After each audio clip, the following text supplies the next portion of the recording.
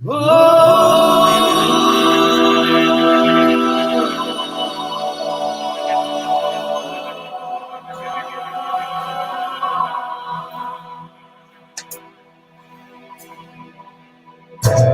name is and you're not just going to change. You are going to be different, different. My name is and you're not just going to change. You are going to be different, different. My name is and you're not just going to change. You are going to be different. You are going to be out. You are going to be bigger and larger than ever you imagined it possible. And you know why? Because just you and I will find the power that's been dormant inside of you all of this time. And all of this time you are afraid to go out and no longer will that be the case. You will be the shine. You will be the God. God is the you will be the one that everybody comes to and says, hey, you look, they're there. The master's there. The teacher there. The truth there. The one that will make my life different. And if I can do that, we never lose my tell you. I'm here to tell you. I'm here to change your life. I'm to show up your TV and teach you. Get my way to cover the world. Before you know everything you imagine possible. Because possible for one simple reason. And it is possible. My name is and you're not just going to change. You are going to be different, different. My name is and you're not just going to change. You are going to be different.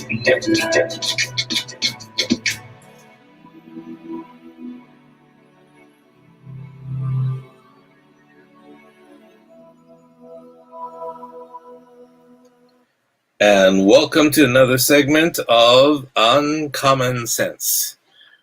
I got that little intro developed by my friend Mateja Jan from Slovenia, and he took what I had done before in a rap sort of app, and he combined it with what he did and everything else, and he's a genius. And I appreciate that. And Mateja, if you're listening, it's been a long time, but we need to talk because there's a lot of things to do. Whoops, what did I do now? Okay, here we go. You disappeared for a second. I wanted to talk to you today, or continue talking to you today, about the idea of miracle consciousness. And it's actually a perspective from which we can see life in a whole new positive way. And I also want to thank you, Lawrence. Oh, let me introduce. Let me say hello to everybody. Margarita, hello. Vin, hello. Lawrence, of course, hello. Ayusa Korn, hello. It sounds like a question. And Evelyn, welcome as well. Can you imagine? I'm not making fun of you. Dr. O, is actually, her name is Dr. O, but why she changed the name to Shakti, I don't know. Shakti means power in Hindu scripture and all of that, but you got to have the power. First of all, it comes from independence, not codependence. So when you start to pay attention to that, then you become a little bit happier in the process. So I just want to let you know that as well. Ayusa Korn, no. Sometimes, but not all the time. Yanis, welcome as well. So today we're talking about miracle consciousness, because if you have this miracle consciousness, and again, I'm avoiding all the woohoo as much as possible. And I want to go into a state of mind that is more resourceful, a state of mind that will give you something that you can turn to for answers. Whether or not you push your mind to the limit of your memory, your ability to create something out of nothing, your ability to co-create a future that you want, something that you want, there are steps along the way. It's not magic, really, but for a lot of people who don't follow the steps and the science of achieving this goal or manifesting this or that, it will seem like it's some kind of a magic, but it's not. And so I want to, even though we're talking loosely about the law of attraction, the simple principle is this: if your future becomes more attractive to you, emotionally, mentally, physically, you can almost imagine yourself in it, then you're not likely to give up until you reach that goal, until you start to make something happen, until you decide that, okay, this is what I want, this is the future I want, and I'm not giving up until I have it. Well, that way I'm talking about the miracle consciousness that people have as well, and you can build on it. Malinka, welcome to the room. Good to see you as well. And Diana Milkova, welcome to the room as well. So how do we achieve this miracle consciousness? Well, Ashok hit on one of the things that was necessary for it, and that was awareness. The more aware you are of who you are, your values, your systems, your beliefs.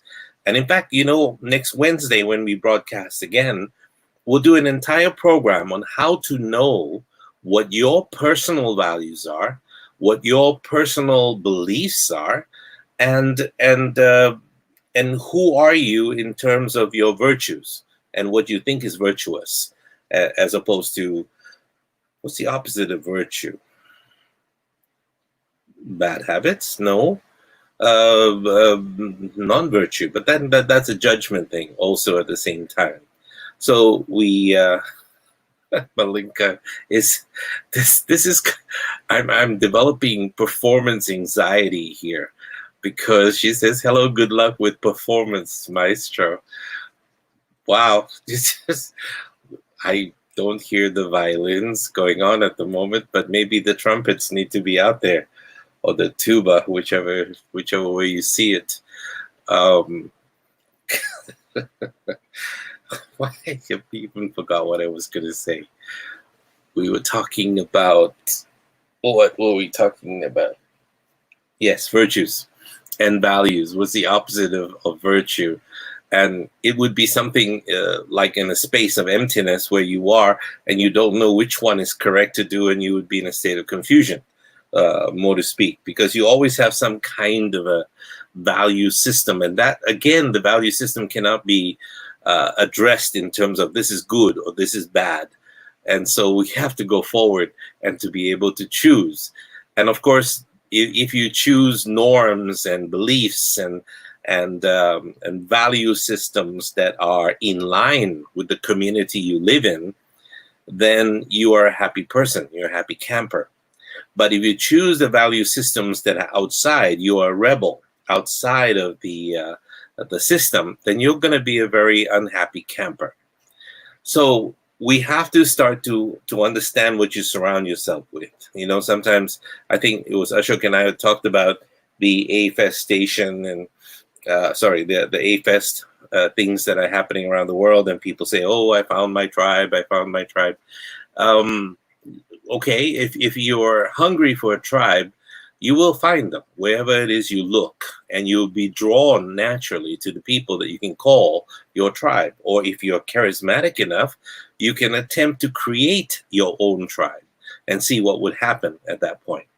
So I'm trying to veer away from that, so that we on Wednesday when we talk again, there'll be at least 50 to 60 questions you need to ask yourself, and I'll guide you through from beginning to end all those questions, so that you can determine what your value systems are, instead of following somebody else's value systems or what you ought to be because somebody told you that this is a good father, a good mother, a good husband, a good wife should have, and etc., etc., etc. It doesn't need to be that. It's much more than that.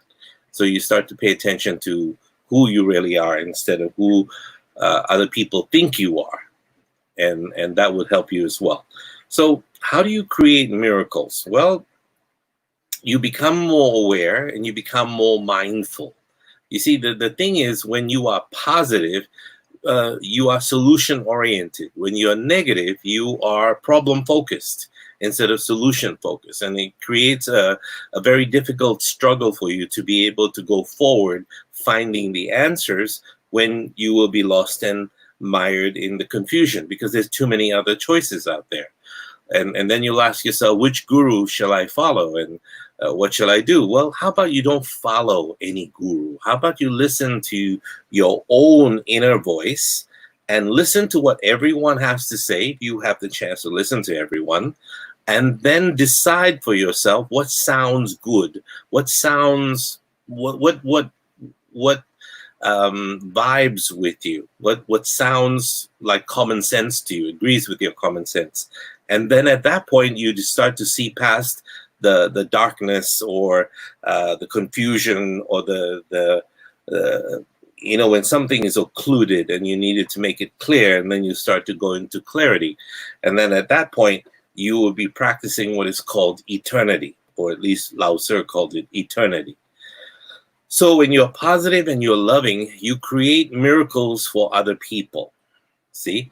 Because when we are authentic and we reach out a helping hand, the miraculous things happen to those around us. When we are reverent, when we are very gentle with our energies, and we start to influence people by our just being who we are, those around us will start to feel happier. If you are happier, you will make a lot of people happier as well. You become that happiness vortex that people will want to surround you with. So your positive and loving energy charges the people around you. Absolutely. And miracle workers are really people who are light workers, or light keepers, if you will. We're very shining brightly for other people, and so on and so forth. But again, caveat on this thing: you try to be light-hearted, and you try to be the person that gives all of the happiness to people and all of that. The question is, where is all of that coming from? If it's coming from the outer shell and the inner shell is not happy, then you will have a problem, a serious issue, because everyone will feel and know at an unconscious level that this is only a veneer, it's only a surface. Follow me, I'm going to show you the way, I'm the guru or the coach of happiness. And then these people kill themselves at the end of the day. Seriously, I mean, people who are teaching Kundalini don't understand the power of Kundalini. People who are teaching about opening the third eye don't understand there are good things and bad things that come with it, quote unquote bad things. But can you handle what you see? You want to see more? Can you handle it? Can you really? You want to know the truth? What if the absolute truth is that everything is nothing? I mean, really, doesn't mean anything. Well, wait a minute. And then you start to go inside of yourself because you're lost now, because there is nothing to hold on to. You see, this is the way of the Tao.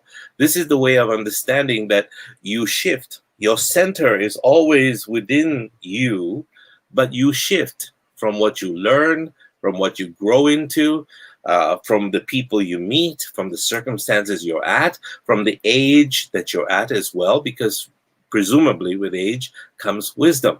And it's not always the case, but presumably that's what happens.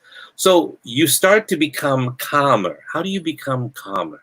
You always hear me say to people, CTFD, CTFD, calm the fuck down. Just calm down. Because the more calm you are, the more you start to, the more that cosmic mind comes into play. The more the unconscious mind comes to your aid and your help. The more you go into a breathless fever, I don't know what to do. You start to rapidly breathe like that.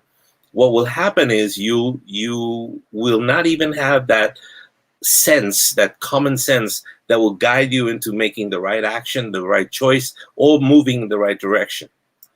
When you're faced with a problem, when you're faced with an issue that is huge, throw yourself into the worst case scenario first. What's the worst that can happen? Ask yourself. I lose my job. I lose the one I love. I lose all my money. That's tough. Whatever you think you're going to lose. You list them out so that it's in front of you. You don't cloud it, or you send it into the cloud. And so when you start to have it in front of you, that's not so bad. Because if you lose the one you love, well, there's 3,000 million or 3 billion more out there waiting for me to meet them, and I haven't met them all yet. How interesting. If I lose my job, that's no problem, because it's probably meant for somebody else. Doesn't matter. Let's see what other opportunities are there. Now's the time to start maybe on my own, start my own business, or maybe to be able to start something online. You don't have to follow the gurus, please. Everything is free online to learn. If one guru tells you you can make $100 million in a year, or $10 million, or $1 million, whatever the case might be, yep. I think I need to send you to a fellow named CoffeeZilla. I think that's his name on YouTube. CoffeeZilla, like Godzilla, but coffee, like the stuff we drink. CoffeeZilla. He is pulling down all of the fake gurus out there, and one by one, they all come under the hammer. And he tells you what's all total bullshit about these guys and what they're selling to you. I mean, look, you should know already by now. If somebody's saying to you, look, buy my course and you can see how I make $100,000 in 1 week or one month. He makes his money by selling the course. That's what happens. So I tried to tell people many years ago, 1991, when I started the Master Trainer Program, all of these options traders and stock market hoo-has and people are telling you that they're making millions in the market. Okay.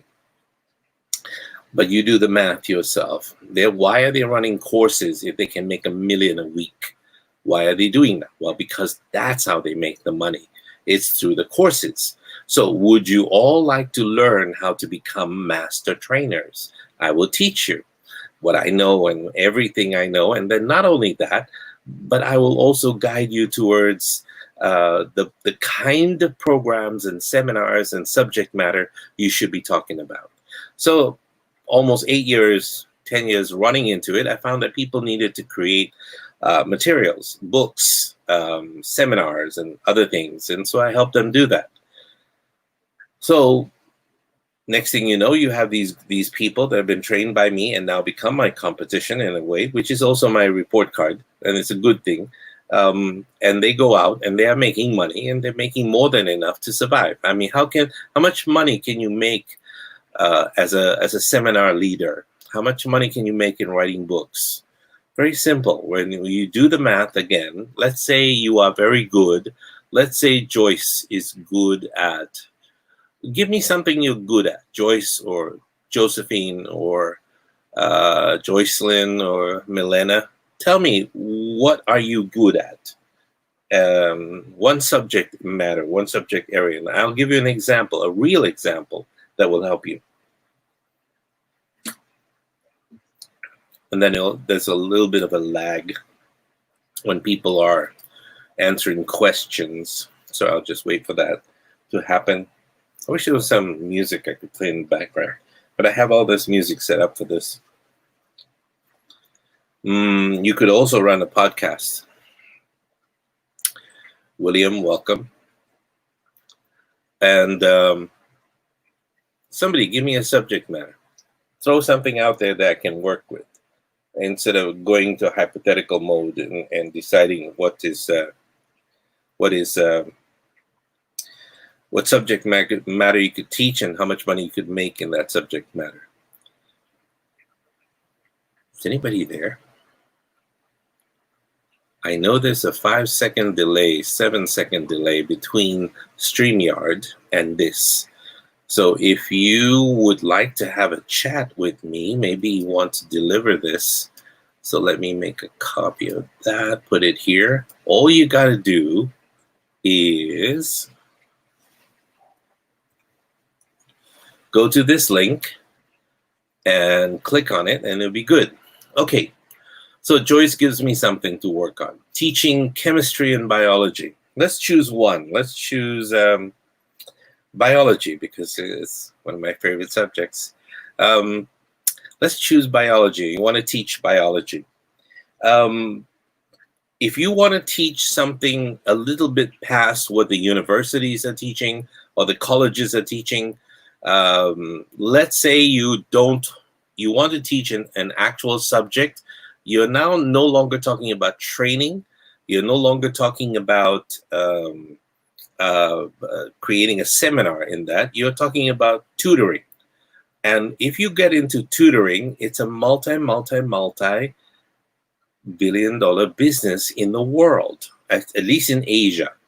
You've got parents who are well-to-do, who are sending their children. Parents will not spend money on themselves. They will not spend money on improving their lives and becoming better mentally, emotionally, whatever the case might be. Not all parents, but they will spend whatever amount of money is necessary on their children to be able to succeed in school or to have the advantage in examinations and such like. So let's say you want to teach chemistry or biology at a grade school level, and you want to do it as a tutor. So the first thing you do, if you haven't scored A's, you have no business teaching this stuff. But if you are very good at this and you love people, you have to like people, you have to like children.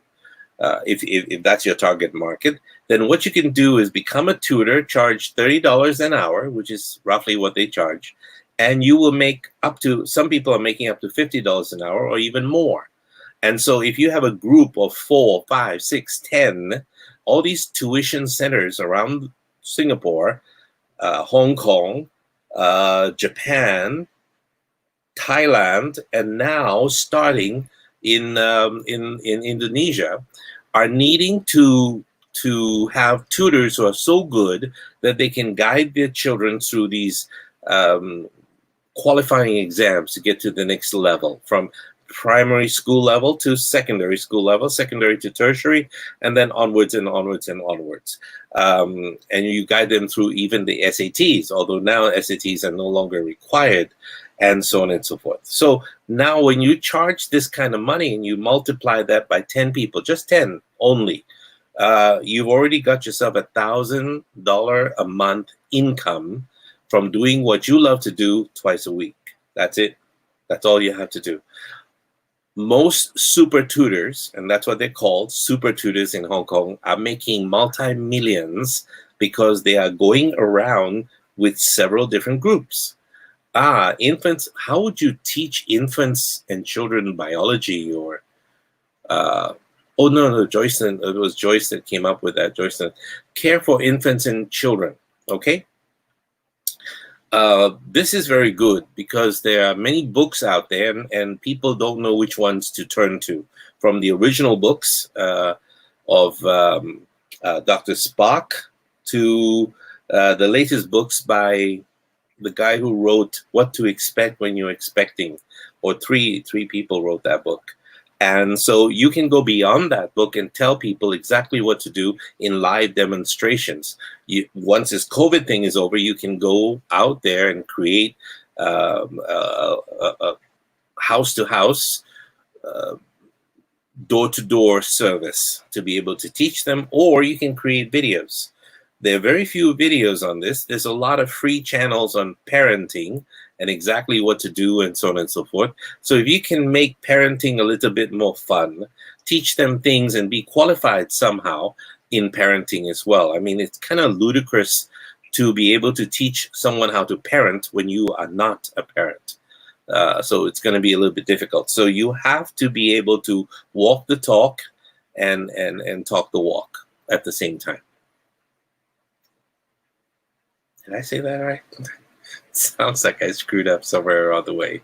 Yes, you could even talk about retirement. A lot of people in retirement don't know how to take care of themselves. So now you find online a lot of retirement programs, retirement seminars. You also find a lot of people starting to go into retirement sex. I mean, my God, you've got a lot of time on your hands. I mean, there's still a part of you that's still vital, part of you that's still a sexual being. And so as a result, you're still male, you're still female.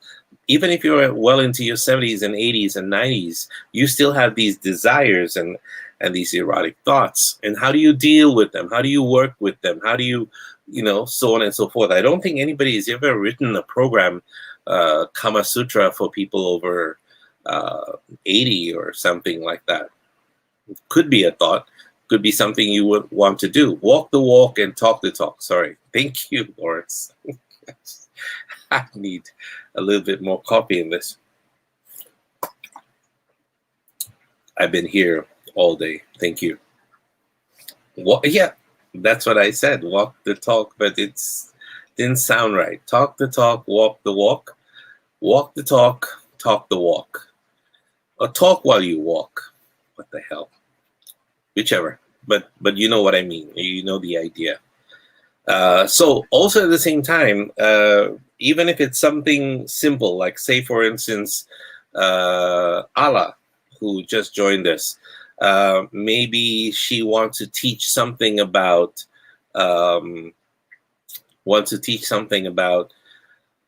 sales.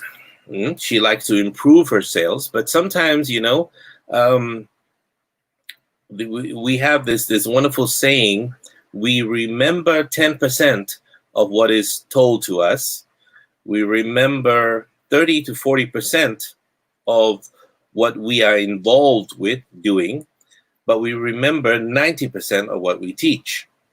So to be able to teach something, you have to become an expert in it. You have to qualify as an authority. And that's why I told all my students who studied with me in the Master Trainer program, which is 6 days of coaching right through how you look on stage, what you do, your voice, and everything to do with the persona that you project and the subject matter and where to go to get qualifications, etc., all of that. And let's say, Allah, you wanted to teach sales, and so you now need to be the expert on sales in all areas, from the people teaching NLP for sales to the people talking about who's the fellow Tom Hopkins, I think it was, who created the first sales programs on the planet to help people. Plus you can go into the neurology of how people object to certain sales pitches and the psychology of sales.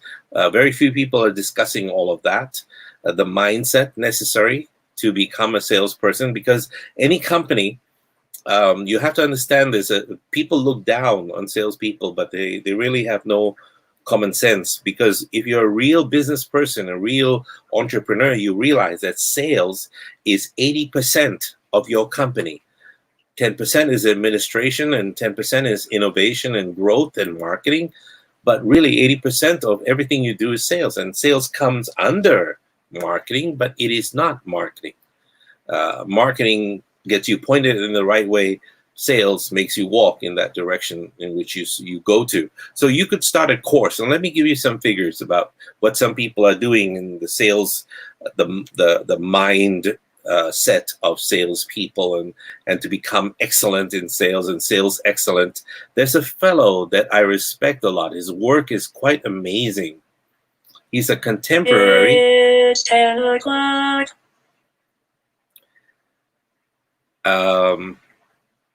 Jeffrey Gitomer, Gitomer.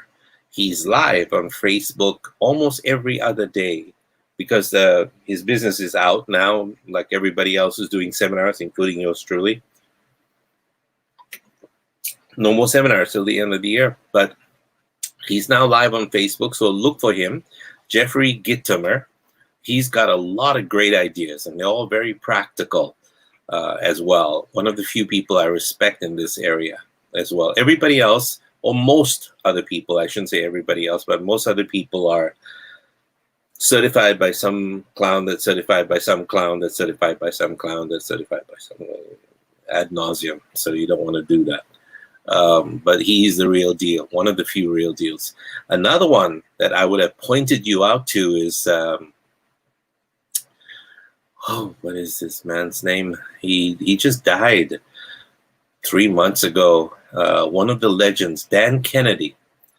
Dan Kennedy was a person I worked with a long time ago, 15 years plus ago. I was fortunate to share the stage with him, but what I was doing was on the mind and what he was doing was on practical steps towards getting what he wanted, and so on and so forth. And so let's say you started a sales course, and let's call it neuro linguistic selling.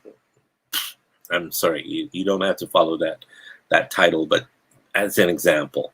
And let's say you want to teach people to get into the mindset and into the frame of a person who is not a seller, not a salesperson, but a consultant. Now, a consultant offers solutions to people, to their problems. A salesperson tries to sell you something. You see, you have to understand the difference. It's a subtle piece of psychology, Allah. And the piece of psychology is like this. People do not want to be sold to. They don't want to be sold something. Everybody hates it, but people love to buy. So when you understand the difference, then you understand how to make what it is you sell, or your pitch, or your speech, or everything you do in your bubble of where you work more attractive, so that people say, hey, I want one of those. Reserve that for me, please, and so on and so forth. So let's say you're teaching that course, and so you create the course, and it's going to teach them everything they know about the mind and how it works, and the psychology of it all. And let's assume that you are very good. Neurophonic selling. I like that. That's very cool. You better go register that domain. And actually, can you believe I own neurophonics.com, Lawrence? All my neurophonics is coming out. And I'll tell you about if I have time at the end of this program, I'll tell you what neurophonics is. And it's quite lethal, actually. It's something that's used in the MK Ultra program, reverse speech and rhythms and frequencies, etc., etc. But anyway, we'll go far out in a short while. Let me help Allah here for a second. So Allah, you create this 2-day course, and let's say it's 9 to 5, and you would charge approximately, because you're new, nobody knows who you are and all of that, and you'll have a lot of testimonials from God and his mother, everybody who's responsible in sales and so on and so forth. And of course, your testimonials are there, and people have this rah-rah about you. Get your boss to say nice things, get your mother to say nice things as well. And so you've got your setup all there. So you'll charge about $100, let's say, $100 for 2 days. Is that inexpensive? That's very cheap for that course. Try to get a location that is as free as possible. And the people that will work with you are not the malls and all of this. Although now with this COVID thing, you never know. They might give you specials and such like. I'm talking about when this whole thing is over, and it'll be very interesting as well. Oh, you have the CD. Which one? Because I created 5 as an experiment about 10 years ago, and I never went on, never created, except 1 or 2 other things. But 125 have yet to be created, Lawrence.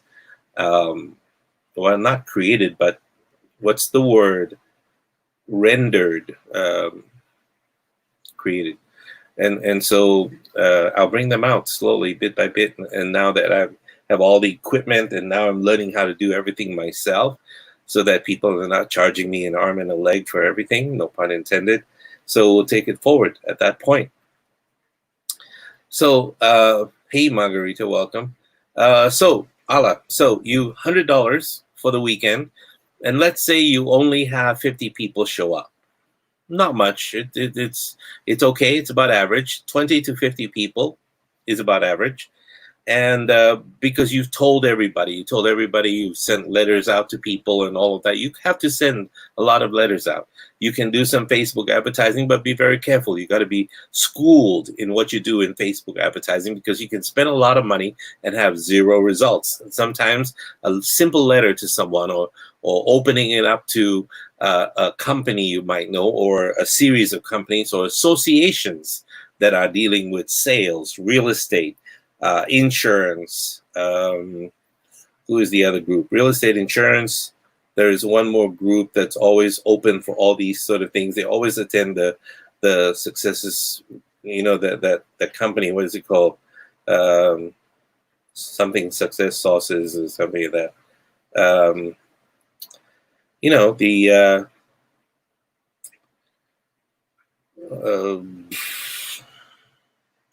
the Underachievers Congress, whatever it's called, National Underachievers Congress. Oh, sorry, Achievers Congress. Well, the achievers are actually not attending these things. They're actually outdoing stuff. The underachievers go constantly back and for more. I'm trying to remember this, the name of this. Well, anyway, regardless, the point is when you don't go into the you go into cheap places. When I first started doing seminars, I didn't have a lot of budget for advertising. I didn't have a lot of budget for this and that. I approached all the associations so that we can talk to them to make things happen.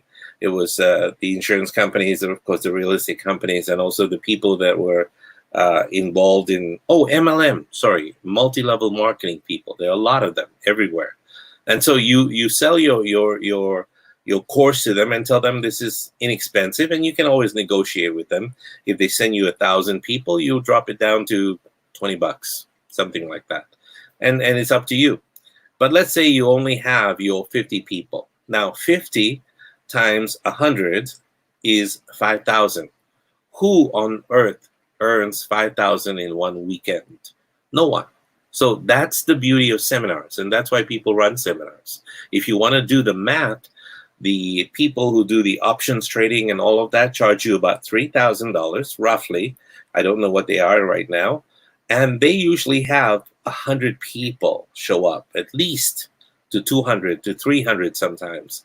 But let's say it's 100 people, because I failed math and my computer is on my phone and I can't calculate. So so each of them pay 3,000, and so there are 100 of them.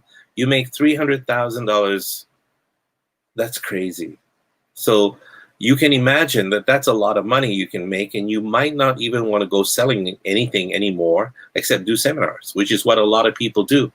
So that's why there are a lot of seminar participants in the world. That's why there's so many online sellers in the world. That's why there's so many people in the world that are selling you one course or another course or another course, because they want you to become millionaires, and they care about you. Really? No, if they care about you, the courses will not be $1,000, $2,000. It'll be a lot less. So, regardless, this is not. You use your common sense, and then you see what I mean. How did we come into this? Oh, yes, so that you'll have a life-changing, positive mindset to be able to recognize that no matter what hole you're in, if you have this idea that you can change your life by believing in miracles and creating miracles in your life, then you begin to realize what conscious giving, conscious living, and conscious selling, if you want, and being having integrity. Now, people with integrity, it's very easy to spot. It's very easy to know, because they're giving all the time. There's nothing that they are upselling to you in terms of doing this and this and this and everything else. It's not necessary. Some people point to Eckhart Tolle and say, well, he's that kind of a guy. He's not selling anything like all these other gurus are. You know, you have a Tony Robbins that's standing out there saying, yes, I care about you. I love you. I want you to have all my techniques and so on and so forth. He'll give you a little, dribble of advice here and there. But after that, you have to attend a $5,000 business mastery program, and then another $8,000 this and another. Really? The people who need to have this don't have the money, don't have what it needs.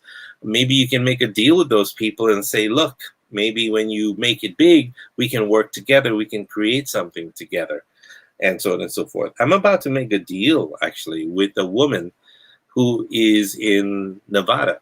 She doesn't know it yet. She's listening. She does now.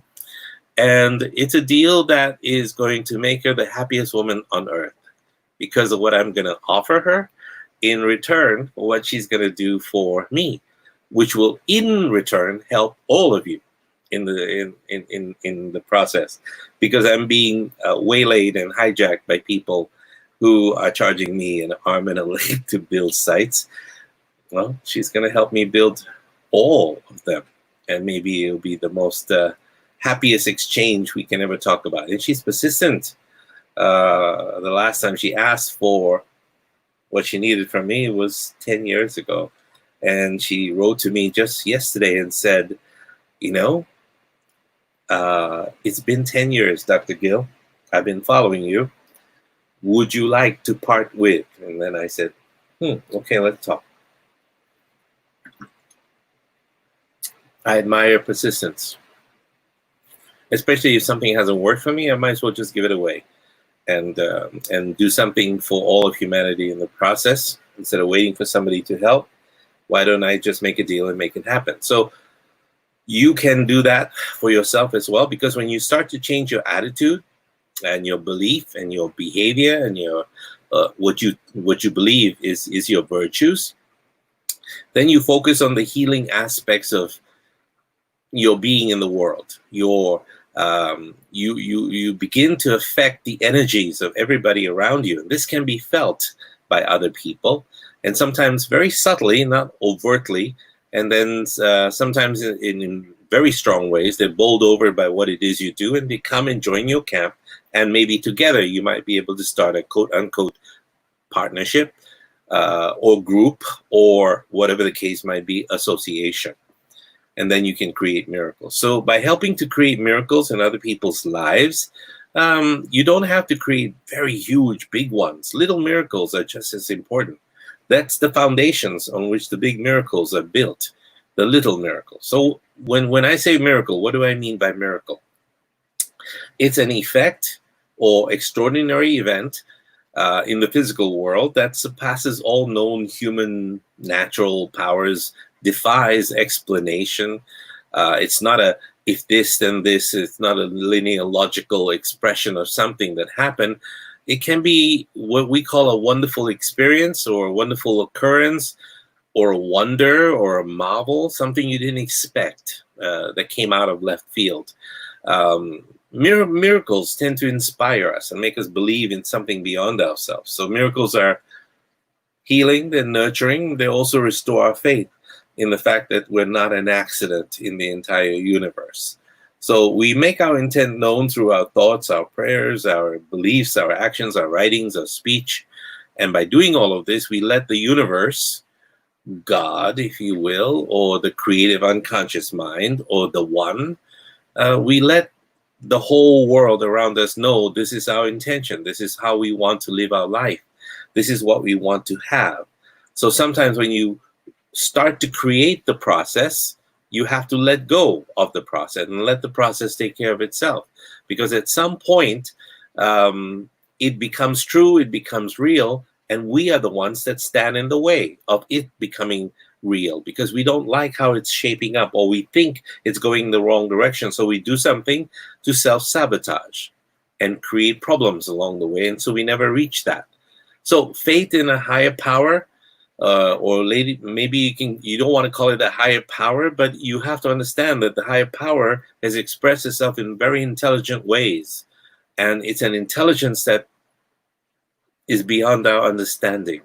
It's a larger energy of the universe. It's maybe all of that is something that a miracle worker has to be comfortable with.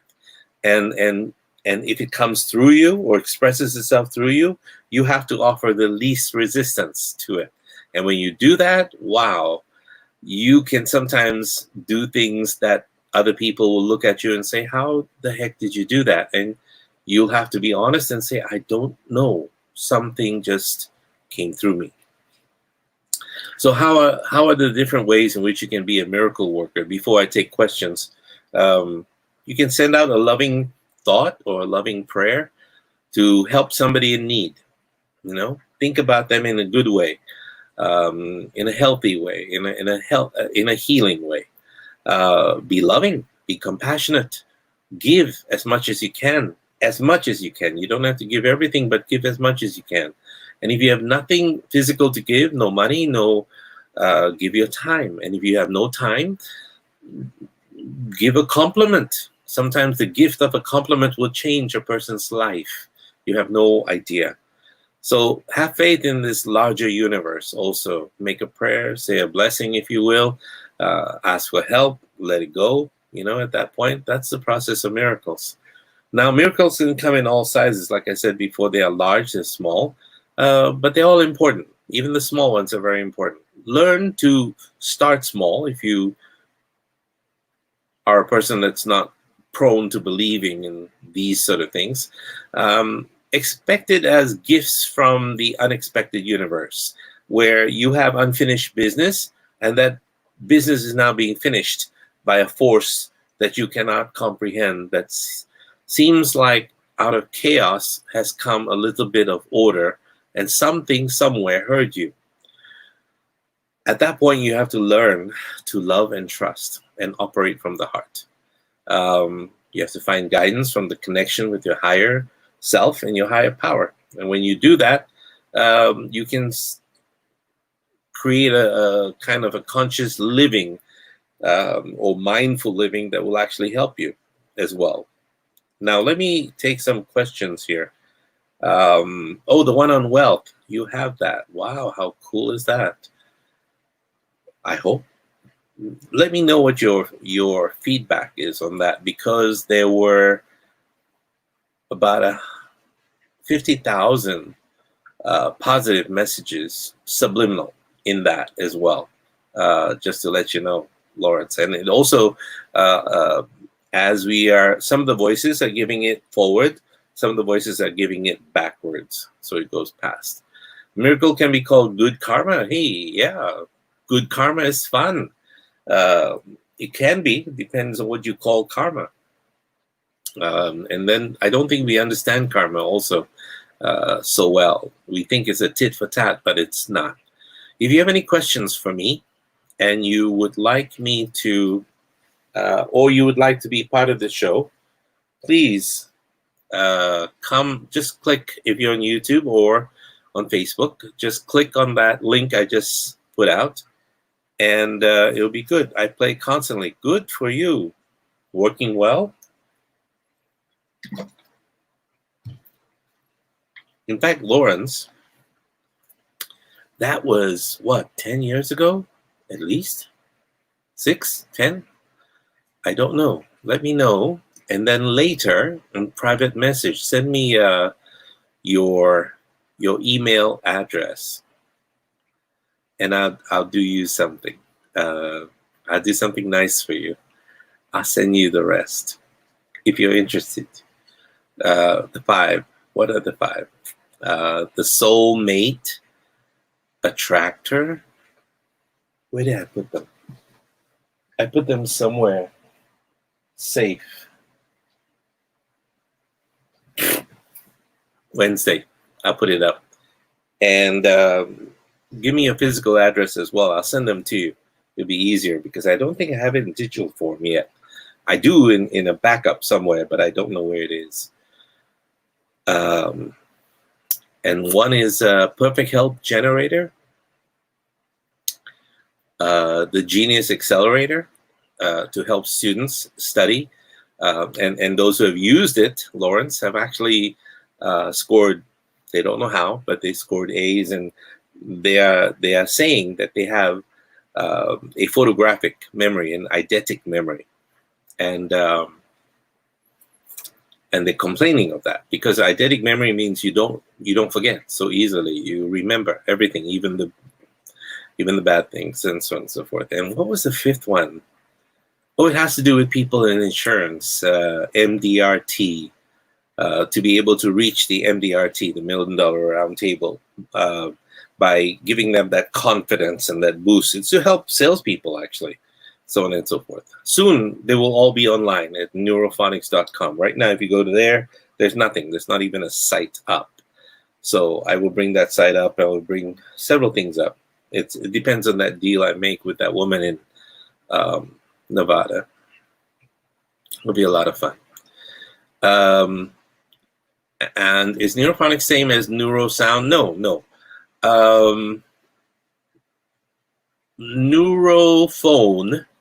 Neurophonics is derived from the seminal work of a man who at age 14 created something called the neurophone. He's a genius.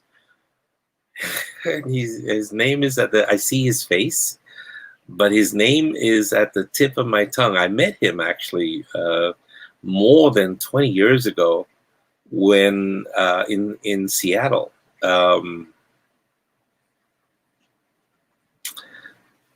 I'll remember when I'm not thinking too hard about it. But he created something called the neurophone. Patrick Flanagan, that's his name, Patrick Flanagan. He created something called the neurophone, and what it was for deaf people to be able to hear. And how it worked was on bone conduction. So in other words, the sound was sent to the bone. So the headphones don't go over the ears. The headphones went to the bone. And so by bone conduction, people could hear. Deaf people could suddenly hear. And it became very interesting because their hearing, even through the natural ear, started to improve with time. And so he has advanced his technology, and the U.S. Navy, not the Army or Air Force, but the Navy has advanced that technology to a level where microwaves can send a sound to your flesh, to your body, your surface, and you will be able to hear it as sound coming from inside your head.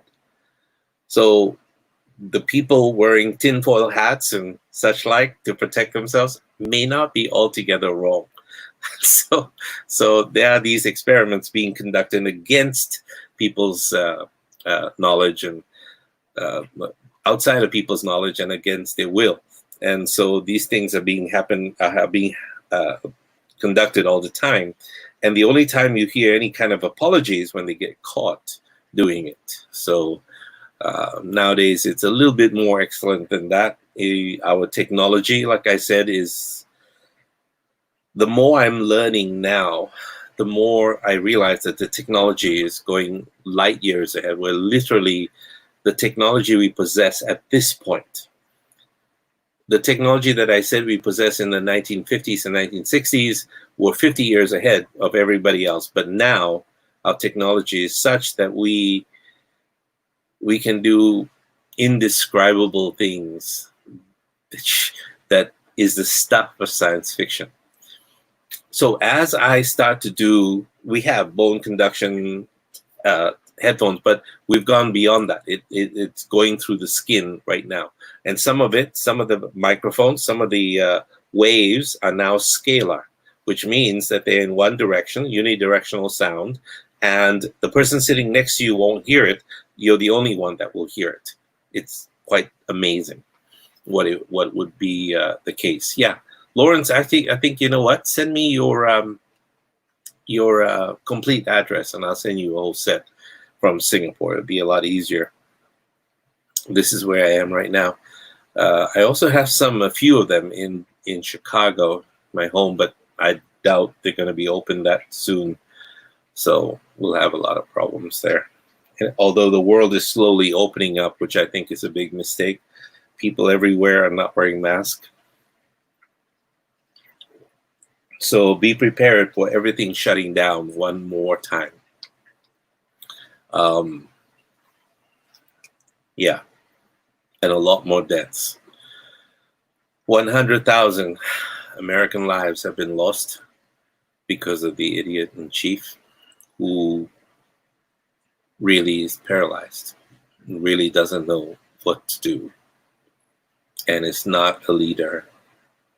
It's a child with severe mental issues, schizophrenic, narcissistic, and anger issues.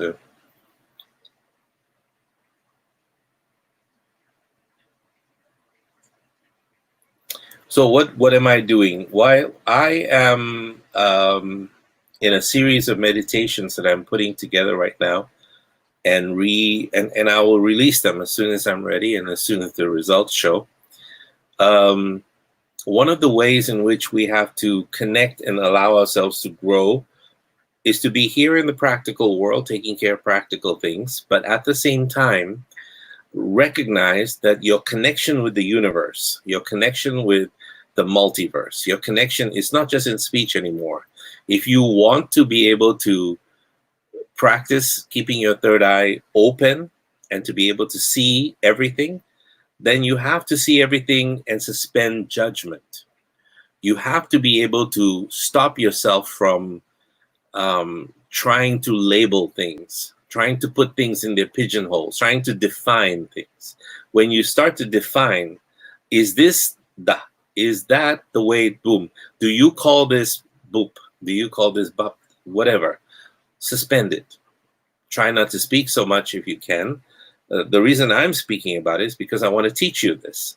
If you can spend the day in this sort of a meditation that I taught you 2 weeks ago, to sit down and just relax and pay attention to your breath, and as you start to expand your consciousness into the universe and start to learn to remote view and see things that you want to see about reality, about life, you want to go through the darkness that you're surrounded by.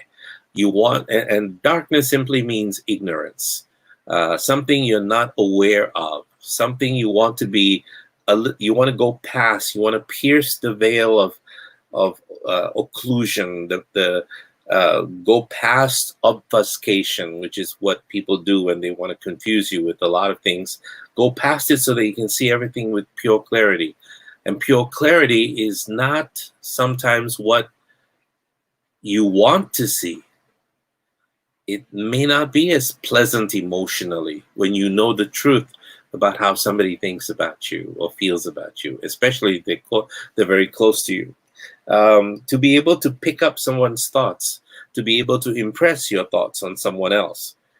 Those who are close to me are beginning to realize that these things are starting to happen with me because I've returned from a state of trying to understand where I can be nihilistic, reduce myself to zero, and then come back again slowly with a course of action and a course of mind to be able to teach people how to do something truly wonderful. So let me teach you how it's done. What I do immediately after this broadcast, for instance, I will switch everything off slowly, take its time. 15 minutes is what I need to reduce the energy levels that I build up over here in myself. And then I'll go to my living room. I'll sit down with my air conditioning on, because turn off the air conditioning, you swelter to death, and sit down there and breathe a little bit. And then I connect with, quote unquote, this is where I sound like a crazy guy, extraterrestrial forces. I connect with ET. I connect with the universe. I connect with, because there are more than 52 different species already here on this planet, visited us in the past, that we might even be seeded by them. We have no idea until we check out DNA, or we have the ability to be able to do that. We don't know. But what if you could make contact? What if the contact that's already been done since 1952 was an exchange of technology for an exchange of something else? We're not sure. But deals were being made at the highest levels. And why only them? Well, because in that particular group of people, a fellow named Hal Puthoff and Russell Targ were involved in a CIA program for remote viewing, and also at the same time to be able to connect with these beings that are intra-dimensional, not necessarily from outer space, from a different space. And so as a result, a technology was being exchanged, and Earth went on a different course. Bases were moved from Antarctica to the moon, and da-da-da-da-da. And if you can believe it, we have the technology, Earth has the technology to go to the moon and back. If you believe some of the reports that are coming out of the Pentagon in this disclosure projects and all of that, then you begin to realize that generals in the Pentagon would be creating these artificial portals in which they can walk through them and within 5 minutes be on the moon. And then have their meetings, have lunch, and walk through the portals, come back to the Pentagon offices. Now, if this is true, then why this general charade of low tech that we have right now that we think is taking us to where we need to go. Um, don't know. Maybe they don't think you are like some governments in the world treat their people like children. You don't know what's good for you. You don't know how to spend your money. You don't know how to da da da da da. So we're going to do it for you, and so on and so forth. Benevolent dictatorships and all of that. So you have all of these things happening where the less you know, the better it's easier to handle you.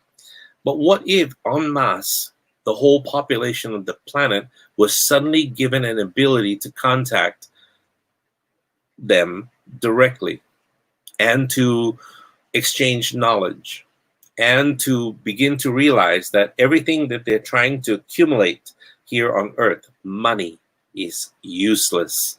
Even a tiny virus can kill you. Love and having someone to love and hold on to your whole life and da da da da da is also useless because they die and you die at some point. So this is not the point. The point is to love freely, openly, to give and give and give without having something back in return. Wow, that's incredible, because that's what they apparently can do. Yes, I'm not talking about free sex and all of these other things. I'm talking about an ability to create a virtuous environment inside of your head full of integrity, but yet at the same time using practical wisdom. Like in martial arts, it is better to hurt than to be hurt. It is better to maim. It's better to hurt than be hurt. It is better to maim than to kill. It's better to kill than to be killed. When you start to think about it that way, then you have a measured response in how you want to protect your loved ones and how you want to protect what it is that you think is worth saving, so on and so forth. And usually with all of these beings, you begin to have a different kind of consciousness, assuming that you are a species that's using less than 10% of your capability. Wow. And most of the DNA that's junk DNA, what are they used for? What if we woke them all up? What if they put them all to use? Then simple things like ability to see into someone's mind, ability to project consciousness, the ability to be able to read what is happening in a place that's far away, that's not necessarily on another side of the planet.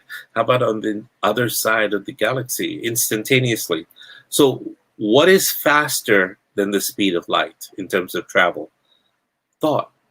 So what about propulsion systems that travel, that make a vehicle travel faster than the speed of thought, or at the speed of thought? That's amazing. If that's possible, then we're talking about a new kind of physics that we, as of yet, do not possess or understand. And the first person who does that, puts it into understandable terms, makes it public, wins the Nobel Prize. But again, you realize the Nobel Prize is nothing. Dobrin says, Dr. Mel, did you agree with all that lockdown everywhere? There is many people in problem because of domestic violence. And many people probably will die from that. They have no money for food. But meanwhile, many experts say the coronavirus should be catched in order not to catch again. And actually, the dead people in COVID are less than 2% of the people who suffer from it. Is it all worth it, that price, to lock all the world? That's a huge question, or this huge series of questions. Let me answer the easier one that Allah asks. What time do you meditate? There is no set time. I did this meditation 3 times today already. So it's best to choose a time so that you can be disciplined. Choose a particular time. My discipline is that I do it all the time, and I want to be able to create a state where I'm in that meditative state more than half of the day, continuously, while I walk, while I talk, while I write, while I eat, all of this as well. We don't understand, Dobrin, this COVID. We never understood it when it came. 20 minutes, roughly 20, 30 minutes. It depends. In fact, what I'll do is I'll create a meditation, a guided meditation for you.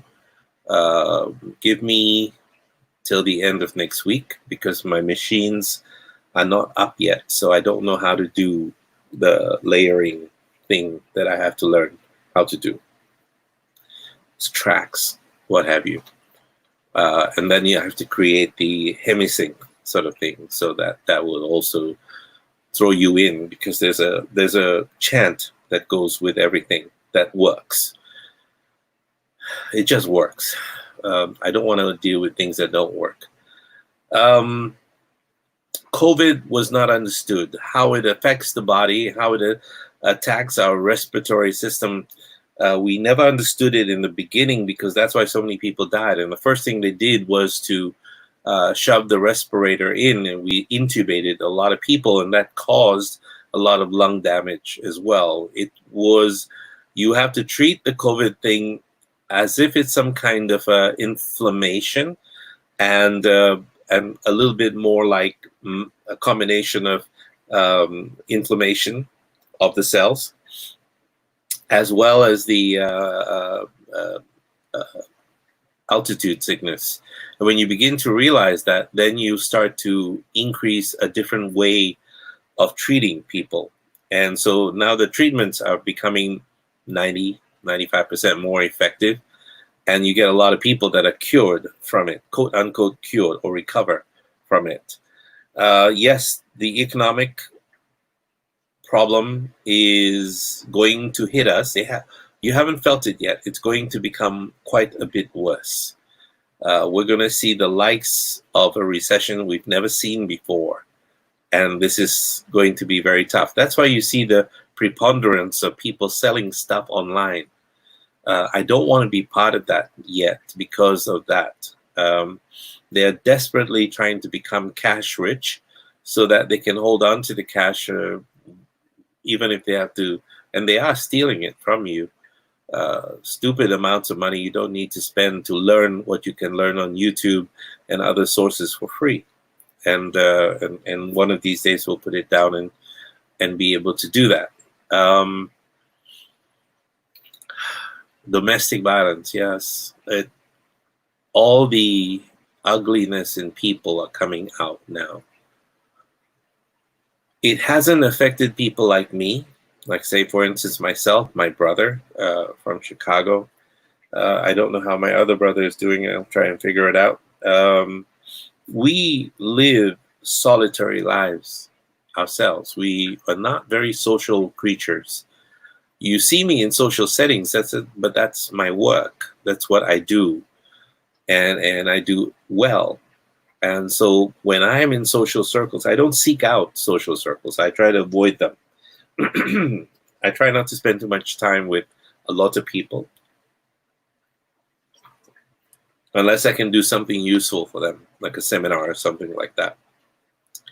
So the people who are now holed up in their place and everything is a problem, from children, household, schools, stress, relationship stress, all these are being masked. Wow,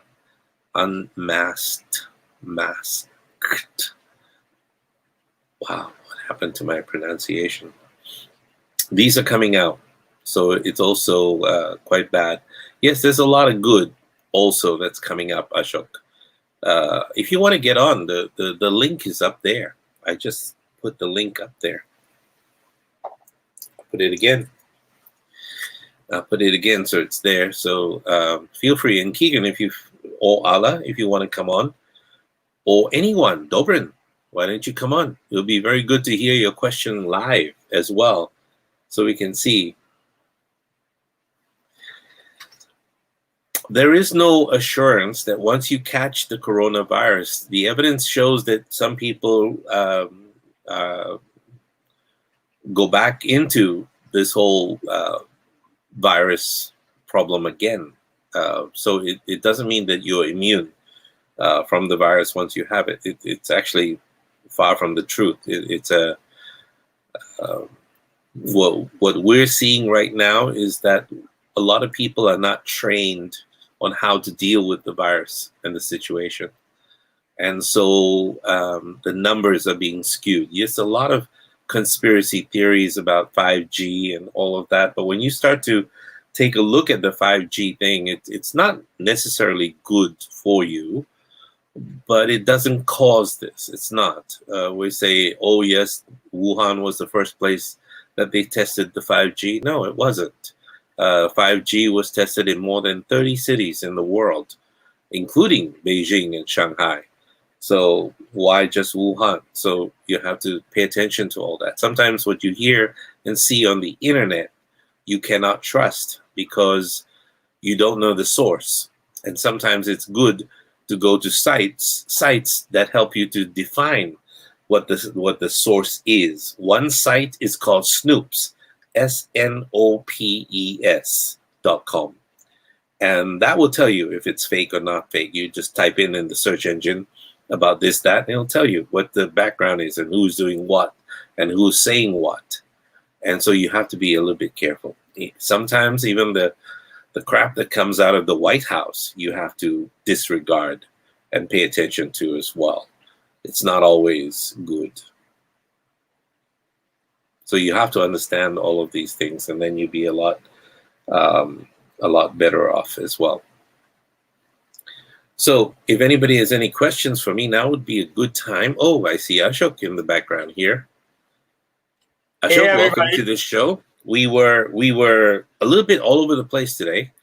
Although I we know, started I was like, what is the topic today? continuing on Miracle Consciousness. And what you had said something about awareness, and I tried to turn it towards mindfulness.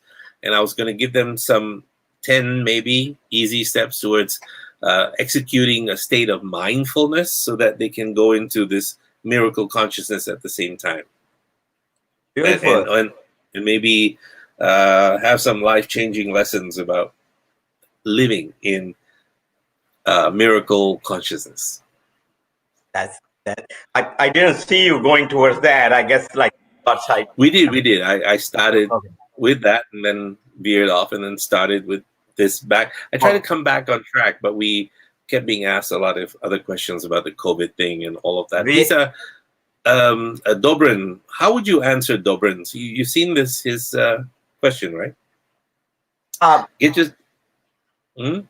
So his question was, I mean, what prompted me is like when you said, and I know what you meant by saying, you know, like all these domestic violence is coming up, and by what he means, I don't know what exactly he means in the background, but I knew what you mean. Like you also mean like all these things are coming up, and I didn't want people to get the idea that only bad things are coming out of this one, like the divorces and the domestic violence and all those things. I talk to many people. A lot of good things are coming up too. Like in the name some of them. Name some of them. Some of the partners, like whether it's a boyfriend, girlfriend, fiance, and people living together, or even the people who are not in a relationship but they are living sharing an apartment, which happens a lot in Brooklyn, you know, like roommates. Some of them are really developing this bonding too, that where like they were mad at them, you know, like at the start, why this person can do this, why can do this, and then it started moving towards like what can I see in this person, because many of them who talked with me, and I said, well, why this person is triggering that in you, just think about it. It's all inside you. And they started thinking, and many of the people started changing their mindset, because firstly they were like, we don't have a choice. Firstly, they were thinking like we will be get out of this very soon. But when they didn't have the choice, somehow mind says, and you are a better person to explain that. Mind says, okay, you cannot get out of it. Let's see how we can make the best out of it. And the people who talked with me, I talked with them in many of these cases, and people are developing better relationship. They are like, wow, I never understood what are the good qualities of my partner, because I never looked at him or her that way, because we were all busy leaving the home at 7:30 in the morning and coming back at 7:30 in the night and so tired and go to sleep. We never realized how good the other person is. So they started looking at the qualities, and they started seeing the goodness in the relationship. Of course, like, yes, the bad is coming too, that when domestic violence is coming too. But like, I think that's good too, because that's, you are going through a realization that if this person is so bad that they're physically abusing you, the goodness is, that you have to get out of this. I mean, there is no other question. That's the goodness which you may not have realized for coming 5 years or 10 years, and we stuck in this relationship. So wouldn't you rather know now than 10 years from now? That's also a goodness of the things. Now I'm going to keep quiet so that you can. That's the joy of being Ashok, right? You see this brilliantly positive, and you put a brilliantly positive slant on everything. It's good. But me, what I do, I'm the bad guy here. I bring up all of the. Let's talk about this. Maybe, have you ever seen a movie called Castaway with Tom Hanks? Tom Hanks. Yeah. Tom Hanks, yeah. He's such a lonely guy on that island and not going to be rescued for years. I don't know how many years. Do you remember? Yeah. At all? No, I don't remember how many years, but he was stuck there for a while. And was it FedEx or was it UPS? FedEx. It was FedEx. Yeah? And actually, they made a commercial about a satellite phone after that. The FedEx guy comes in with all these big hairs and everything, and he gives it to this lady. Say, I have been looking for you for the last 6 years. For the last 6 years, right, to deliver you this package. And the package has the satellite phone in there. He could have called anybody. Do you remember his buddy on the island, Wilson? I saw it a long time ago, but I have he was so attached to Wilson because Wilson was a soccer ball, I think. And so he put a face on Wilson with his bloodied hand, and so it formed eyes and hair and what have you. It's the ball, and Wilson, even though he was inanimate, became alive for him. And so when you're in a situation where you are stranded, cast away in your apartment or home, and there's nobody else except this other person, and the more quiet the person is, a volleyball, I didn't realize that. The more quiet the person is, the more yielding they are, the more listening they are, and so as a result, you draw closer to them. And sometimes in a relationship that works like that, one person is always doing the listening, and the other person is. It's only in a romantic relationship, romantic world of reality, that one person ever listens to someone else. I mean, I'm trained to do that. It's easy for me to throw in one word for every 1,000 that you come up with. It's not hard. And so I'm very popular with one or two people who are spending time with me. You're such a good listener, but really I'm just inventing designs and propulsion systems in my head and trying to put it all together while I'm listening to you. Not that I'm not listening, I am, because you've got something important to say to you, but it wasn't to me at that time. So but then there are relationships where both are not listening to each other. and what they listen to is stuff that they can use as ammunition to hit back with, to hurt them back or to say something back. And so people are not taught how to communicate or not taught how to speak and express themselves. You always, Ashok, you always do this. I don't know why. I don't know what's wrong with you. Maybe it's your DNA. You always do this. See, you're doing it again. Look at you. You know what I mean? Yeah. And so how do you speak? How do you defend yourself? And so as a result, domestic violence has already been happening in that household. If it's not violence verbally, it's violence emotionally. You can extend it to the spiritual realm, but physical violence is not condonable by any means, not excusable by the virus or anything else. It's just they don't know how or was not taught how to communicate. And so that relationship is in deep trouble anyway. It's a matter of time. It didn't take a virus to do it. And if people have to leave the house so that the other partner will be safe, come on, are you serious? Something's wrong. Yeah. So I mean, and I think that's a good thing which coming out of this. Like, what the fuck you are doing in this relationship then? I think you used the correct word. It starts with F. Yeah. Well, that's not happening either. Like you're fighting all the time, and you say you did this, and you are just like your mom, just like your dad. I'm like, I don't think we are getting anywhere on that situation. So. So I think the both ways, the good things are coming out. I mean, it's like just how you look at it. If you look at it, say, thank God this virus came in and I'm out of that relationship in 2 years rather than in the 20 years, which I would have spent and something else would have happened. And then they're like, oh, I can't live their life, right? Not that I'm saying 20 years from now will be a bad point to start, but the last 20 years of your life. So that's good too. Like you just have to think what is the goodness in this thing, and you can find always the goodness in this. The goodness I found in this is that I don't have to go see people anymore. I mean, I don't need to make up excuses for not attending birthday parties or things like that. I'm sorry, virus, can't go. Yeah, but why were you seeing those people which you don't want to see anyway? Who was forcing you to see them anyway? It's all, like Einstein said, it's all relative. They are relatives. Did you say relative or relatives? Yeah. Oh, I can understand the relatives part. Yeah. You cannot say no. Or even friends. Some friends you don't want to alienate. And so now I have a damn good reason. I thought, I can't meet you. I'm so sorry. I'm stuck at home. I'm so sad about it. I just have to stop smiling on Zoom or something.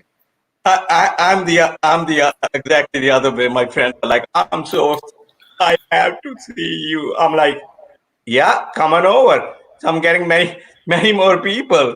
See, you're a very social guy. Do you know I'm not a social guy? Oh well, I mean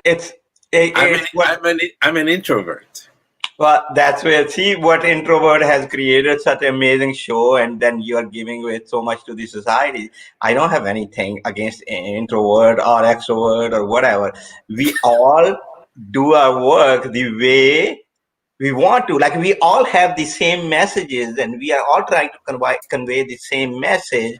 Yes. There are people who will listen to one type of a person. Again, I'm saying type. I don't know what other word to use because that's being like I'm categorizing people. But there are people who will listen to one person with one kind of energy, and then there were people who will listen to my kind of energy and all the hoo-ha. Like there are some people who don't understand and take in anything unless they paid $5 or $10,000 to be in Fiji in this great seminar, right? So they said if I didn't pay $10,000, he may not be talking sense. Okay, so they have to pay that $10,000 because that's their language. They understand it. They're like, I give him $10,000. I'm going to get a lot out of it. If they get it free from Dr. Mel Gale, it's not worth it. Like, why Dr. Melgill is preaching all this? Why Dr. Melgill does not have $200 million, and because he's giving to the humanity. We always heard like if you overflow to the humanity, divinity will follow. But people stop to understand money is not the currency of that divinity. Love is. And you get enough love with what you are doing. Once you understand that love is the currency, then you are a billionaire. I'm a billionaire. Like it's amazing how much love is poured over every single day to me by the messages, by the conversation, by the video chat. Yeah, Um, yeah. and one of the very well known psychotherapists who is my friend, and whose time is like she figured it out so much because she speak it in all these universities and everything, whose time is so valuable. When she called me, she said, Ashok, for you, I want to learn knitting so that I can knit a sweater for you. Okay, how much love is that? Like, I literally sit down every night and cry on this thing. I'm like, you got like a So 500. she's smart and she knits. So she's a nitwit. I said nitpick. I said, well, firstly you knit and then you nitpick. I mean, I don't think I want I'm to just go. kidding. I'm just kidding. I'm just kidding. No, but Joke. that is the currency I'm getting. That's the currency you are getting. Okay. So when somebody asks me, No one knits anything for me. well, people do other things for you, right? Which is No. amazing. No, No, you just don't. They steal my sweaters. They steal your sweaters. I mean, you are in a warm place right now, so I'm you don't need I'm sweaters. just joking. I'm But, just joking. like I'm But giving an example, not that I want her to sweater. let me ask you a question. Go ahead. Let me ask you a question. Yeah. There are a lot of people listening to us right now, and we're having fun. I love having Yeah. fun chatting with you. Right. But they are asking some very, very tough questions. Right. Dobrin again asked about the situation in Minneapolis right now. Right. The United States, because of its current president, is we're on the brink of another civil war with black people and white people, and the discrepancy is there. All these videos, it doesn't mean that racism is on the rise. It just means that videos are on the rise. We can see it more because they're being shared everywhere. And because I'm sorry, I lost the correction. Like when you were saying Minneapolis, what do you say after that? I'm sorry. it doesn't mean that racism is on the rise. What it means is that we can see more of the videos, and it's being shown a little bit more, recorded a little bit more, and so I think it's a powder keg that's about to explode. You're going to see a lot of violence on the streets everywhere soon, and if Trump loses the election, it's going to be chaos all throughout the United States. I mean, my God, and the people with guns and big guns and tiny brains are going to be out on the street. So it's going to be very difficult. Not even a safe place to be. Is there a question in there? Yes. And what Can you address these people about how they can keep happy? How they can stay? Yeah, it's 11 o'clock. And my only joy. My computers speak to me. It happens every half an hour or so, I noticed. 1 hour. Every 1 hour? Yeah. So it keeps me on track, you see.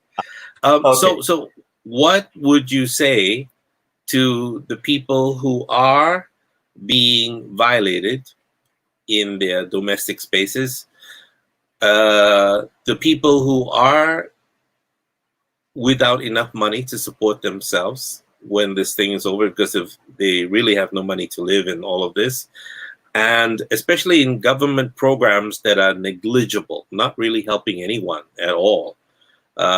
Some countries in the world, like the United States, every month I think you get 1,200 or something like that, right? I'll explain it to you. So yeah, yeah. In some countries they give you $600 and they think, Okay, survive the next 6 months on $600. There's no realistic, and they pride themselves and knock themselves on the back saying, "Oh well, we've given out $350 million." No, you haven't. You've given out $600 to the ordinary man in the street, and then you charge them taxes with what? So much more, and it becomes crazy. So there's no equality there, and there's no looking at the humanity part of it. I don't know about Bulgaria and what it's doing to help people. Maybe Dobrin can help us. What would you say? Something that So, would help them get past this. so there were a lot of questions in there. Like I asked for 8 questions. There are tons of questions. So I'm going to start talking, and you have to raise your hand if you want to stop. So yeah, yep. Okay, I'm stopped. Okay, so the I'm just kidding. racism, like you said, the racism was always there. Okay, it was buried in there, but like actually as a fact, the racism in United States is not as much as it was 50 years ago or 60 years ago. So it's on the decline. Okay, but um, now it is more visible, because earlier, like if something has happened uh, in a small town in Alabama, only few people will know it, and now everybody in the world knows it. So that's a good point. But the other thing is, like, I'm never a fan of this whatever you call it, the chief of United States. I don't even call him president, because I think that he doesn't have any qualities of a president. But well, whatever the chief is doing up there. Um, but one of the things, so if you're in domestic violence, physical abuse, you have to get out. There's no question about that. I don't care who you call. I don't care, you have to go to a far-fetched friend or whatever, you have to get out. If it is a physical violence, there is no way you want to stay in there. The sooner you get out, the better it is. Now, coming to the money part, which is a financial part, so it's very relative. Firstly, um, in US, actually, people are getting unemployment, like let's say example of New York State. You're getting an unemployment of about $525 per week. On top of that, you are getting $600 from the government. So take it like this. I had a conversation with one of my friends who owns the spas, and when I'm having a conversation, and I said, "Oh, now things started opening up, so your massage therapists are coming back." She said, "Nobody is coming back, because they were earning $1,000 a week over here, and now they are getting $1,150 a week without working." Okay, 550 for the unemployment, and 600 on top of that every week. So it's not that bad. Yes, it is bad for in some countries, and where it is bad, like yes, it is bad in India, where a lot of the people work during the day, and that's what their money is. But yes, there are a lot of people who are also helping them. It may not be the government program, uh, but all these financial things, and I thought about it a lot of times, that you have increased, you stopped living a simplistic life and created all this big thing, like, oh, I need car, and then I need 2 cars, and now we are 3 people, we need 3 cars, and I need a big house, and all those expenses which you have created. You can also live a simple life, and which is I understand it's not easy to live, but for me, I live a very simplistic life. And somebody said, okay, your business is done, everything is gone, you're not making any money, how you're going to survive? And I said, I will go to a country where I can live reasonably enough, okay, for $300 a week. Okay, there are countries in there. There are countries like you can go to Bali. You can live.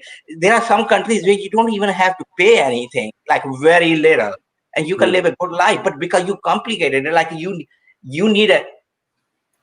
I mean, you can't even Something. use a single ply toilet paper, because that's a single ply. You need a plush toilet paper. And you don't need any of that. When people were going through all this crisis, oh, I don't have toilet paper, I don't have this thing. I say, you can always wash your ass with water. Okay. There You are you ways. you have water. Wow, Yes. that's a luxury. Yeah, I know that's a luxury, but then still, when what is a luxury is running water in your home. Like Yes. most of the people have got water. Like people who don't even have the running water in their home, they can go to a stream and So dip in there. to summarize, Yeah. you just have to be careful who is upstream when you're drinking the water. But um, you're suggesting what we discussed on Wednesday as well. Watch your expenses. Cut down on your expenses. Yeah, Right. yeah. Basically, uh, that's what I've been doing for this past week, and I'll do for the next 3 or 4 weeks.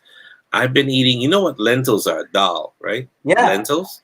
I've been yeah. eating nothing for dinner is lentils and rice. That's it. And the rest of the time it's fruits.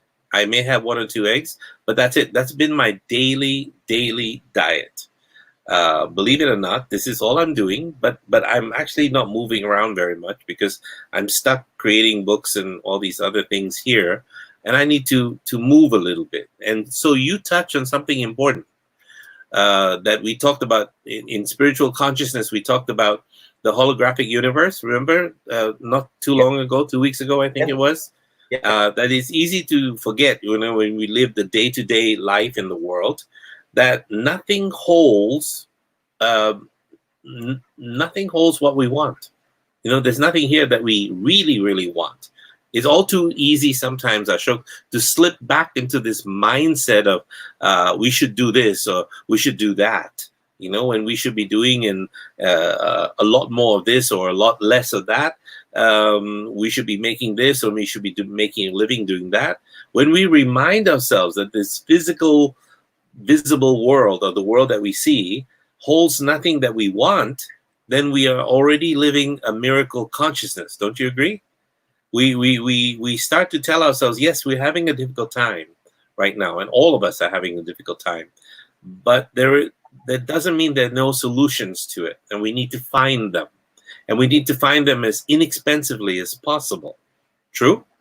And they are available inexpensively. And I tell you, like a lot of people question me on many of these things because, like, I've gone through this very nasty divorce, and I have to give, like, I almost um, lost every penny I ever earned. And people are like, how couldn't you be financially stressed? And right now my business is down by 97%.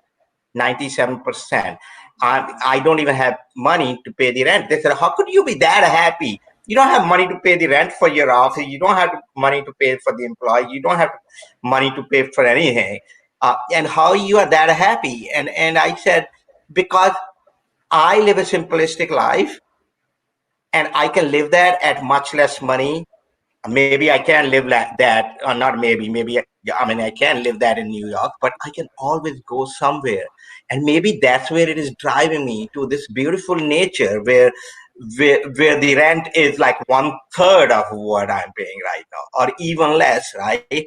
Mm-hmm. And they're like, well, what do you do over there? There are no clubs, there are no parties. I'm like, who knows, the love of my life is waiting over there. And I say that in being an optimistic way. And I said, the person with the same mindset that you should be in nature, you should be talking to nature, is over there. And because So I'm you, let that's me finish. exactly what Yeah. you had said before is exactly the same, and what we had talked about, that this whole universe is co-creating your future for you. Like the whole universe is waiting to take you by the hand, lead you into the rural areas. You said rural, Yeah, wood whatever, like areas. suburban, whatever, where the things are cheaper, right? Right, where Yeah, yeah. it doesn't cost you that much money. Or because, like, the universe also, like if I do the amount of meditation I do and all these bliss chemicals running in there, it is also um, saying, yeah, you do all those things, and I understand you are good spiritually and this and that. But they say, you're never going to fucking leave New York, and you always say you want to be in nature where the mountains are, where the rivers are. So I'm going to teach you. I'm going to hold your hand and give you a nudge, so that you. And what do I have to do? Like I will do these programs which I'm doing right now with you, Mm. from anywhere in the world. Why you made me tiny on that? I'm just playing. Sorry, I didn't realize I had this option to Yeah. do all So kinds of stuff. the Yeah, reason I did not have any financial worries is because I know, like, I don't need any of these things, right? yeah, Uh, yeah. my financial advisor, though, every 3 months keep on making me crazy that where is this money is going to come from. I'm like, why you say that I need all this money? Right, correct. And so when you start living a simplistic life, and I know people are going to say, well, I can do this, I can do this, I have this expense, I've got this expense, oh, my wife spent a lot of money. Okay, like, maybe you want to you look at these things, like I was talking to somebody, they said, yeah, but you have some things, right, where you spend a lot of money. And then she said, I bet you have like a 65-inch TV in your living room. No, it's like a 42-inch TV. Like, what do you need TV for? Like, the only thing you use, like, you don't want to look at news in there, but you can simplify your life. And just letting you know that dal with lentil, which you are talking about, I at least eat it 3 times in a week. Okay, that keeps me without the exercise, keep my body very, very fit. It is that good. Like when you eat lentil at night, or lentil and a little bit rice at night, in the morning you will feel so fresh, rather than when you eat steak at night. uh, and it is Yes. known. Yeah, and I experienced it so many times, so it's not a bad thing. I think it's a good thing. Everybody, when they were running around and panic and trying to get those things, I'm like, no, I don't need anything. He said, how come you don't need? I said, I've got 6 bags of 6 different lentils, which Look, are going to get me through. you want to go to a inexpensive place? You just have an offer from Keegan to go together with him. You might have already found the love of your life There you go. right Right? And there. he may be that person I may want to spend the rest of my life with. I mean, who knows? Who knows? I mean, you don't know. I mean, who knows? Like, nobody knows. Like, I have been offered. One of my friends, she said she had 2 kids, like very young kids, and she got together with 4 of other friends, and they said 5 of us will buy a place in Costa Rica. Like, we'll buy, and we will have like these 5 houses all right next to each other, uh, with a 6th house for you. I said, oh, I don't have money. They said, no, you don't need money. We will buy that for you, and you stay over there. I'm like, what do I have to do? I have to know, what do I have to do? What is my obligation? They said, you have to do same thing for our kids, which you do it for us. You will be responsible for spiritual dimension of those kids. And they said, what an amazing kids they are going to raise, right? So what do Wow. I need? My ex-wife said, like, I said, once I give you all this money, I wouldn't be left with anything. She said, well, you don't need anything. I'm like, I need a place to live. She said, you have got so many followers. One of them is going to keep you in their house for the Yeah, rest of yeah. your life. So So why do I need money? is that where we're gonna see you now in Costa Well, Rica? we don't know. Like, I don't decide on those things. I let the journey Will decide. you have a small room for me so that I can come and stay for Yeah, but long periods of time? I need a backup support, right? Yes. Actually, No, no. actually, So one so of them. so so that I can watch you and Keegan, go to Yeah, town. Yeah. of course. Of course, I mean, one of them actually bought, like, I don't know how many 10 acres of land where she is going to build all this. And she said, like 10,000 square feet right next to it. She said, Yeah. right next to the water. I'm keeping it Uh-huh. for you to come over there. And I'm like, okay, I'll see. Wow. But that is amazing. So I thought about it many times, like, how much money you need, why you need money, and all those concepts. Like if earlier I used to go to Miami South Beach, right? And you get it in a hotel and everything. By the time the week is over, you end up by spending like $3,000-4,000, right? So you should now have either $3,000 or $4,000 to spend it over there. But I got friends over there who invite me all the time. Last time I've gone to my friend, she lives right on the South Beach. Okay, Mm. didn't have to spend time. I stay with her and all these beautiful conversation. I Sure, would sure. rather have that, and I didn't have to spend the money. And I was telling her, I said, no, it will be a lot of for you. She said, Ashok, you tell me what you want. I will stock up my refrigerator for you. So why do I want Well, money? so Keegan wants you to go with him and take this Japanese girl with you, Ayusaka, with both of you. And Ayusaka, who is Ayusaka? Ayusaka, Ayusaka. Okay. Okay. I mean, you can do anything with that. I mean, just to just to make it clear, like I did it multiple times and everything, and I want to tell you, none of the drugs actually affect me that much anymore. Not the ayahuasca. I'm like the way I am. Not the mushroom. Last time I was with my friend in Big Sur, California. So like, you want to do mushroom? I'm like, yeah. I mean, if you want to do it, I'll do it. But nothing is going to happen. She gave me this dose. She said, this much is very good. I take half of it. I'm like, okay. So we took it. Nothing happened to me, and then she gave me more and nothing happened to me, and then she said, I can't give you more than that because you will be dead. Wait till it hit you. It never hit me. And you know what, she took the same doses which she was go high. It didn't hit her either, and she said, you sucked out everything out of those mushrooms, just sitting right next to me. So I'm already in a state where I most of the people I look stoned anyway. So without anything. So what you does think about it. Don't shave. Please, no. Wait. Listen. Don't shave. Let it all grow out. Wednesday, I suspect it's going to be, yeah. Let it grow. Let it grow. Let the hair go a little bit longer. I bet there's a lot of people that want to hear you talk.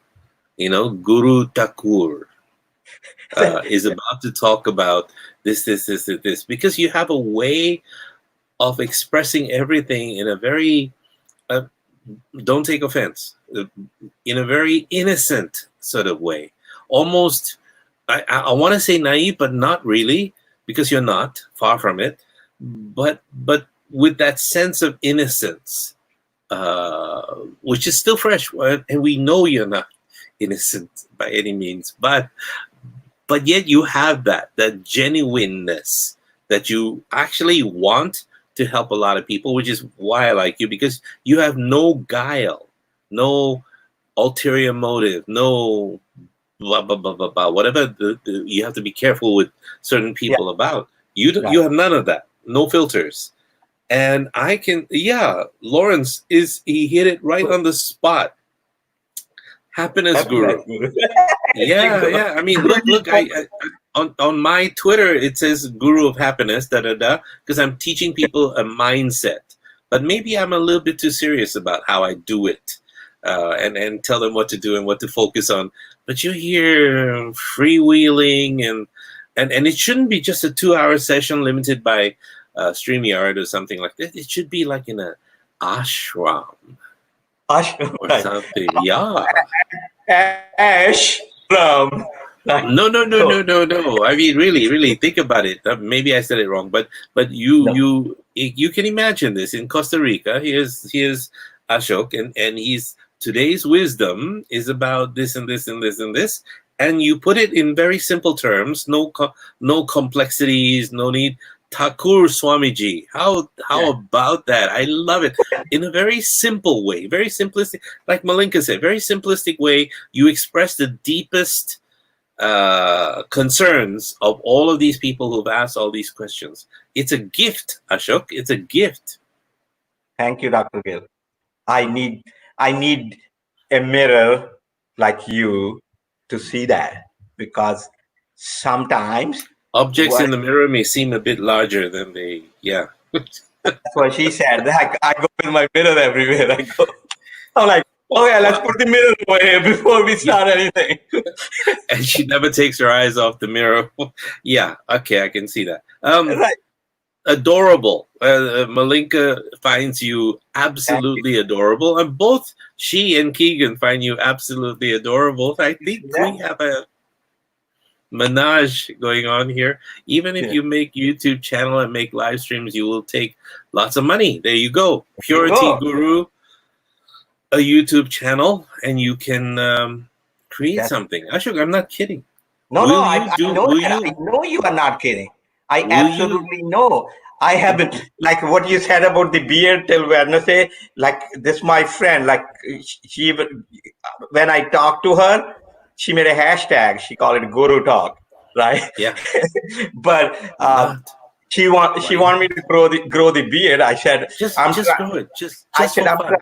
I said I'm trying to appeal to a different audience. Okay, so I want people to realize, right, and that is the concept of guru and people who are teaching it and all that thing. I want people to realize that you don't have to listen to something which somebody said 1,000 years ago, a sage or a rishi, right?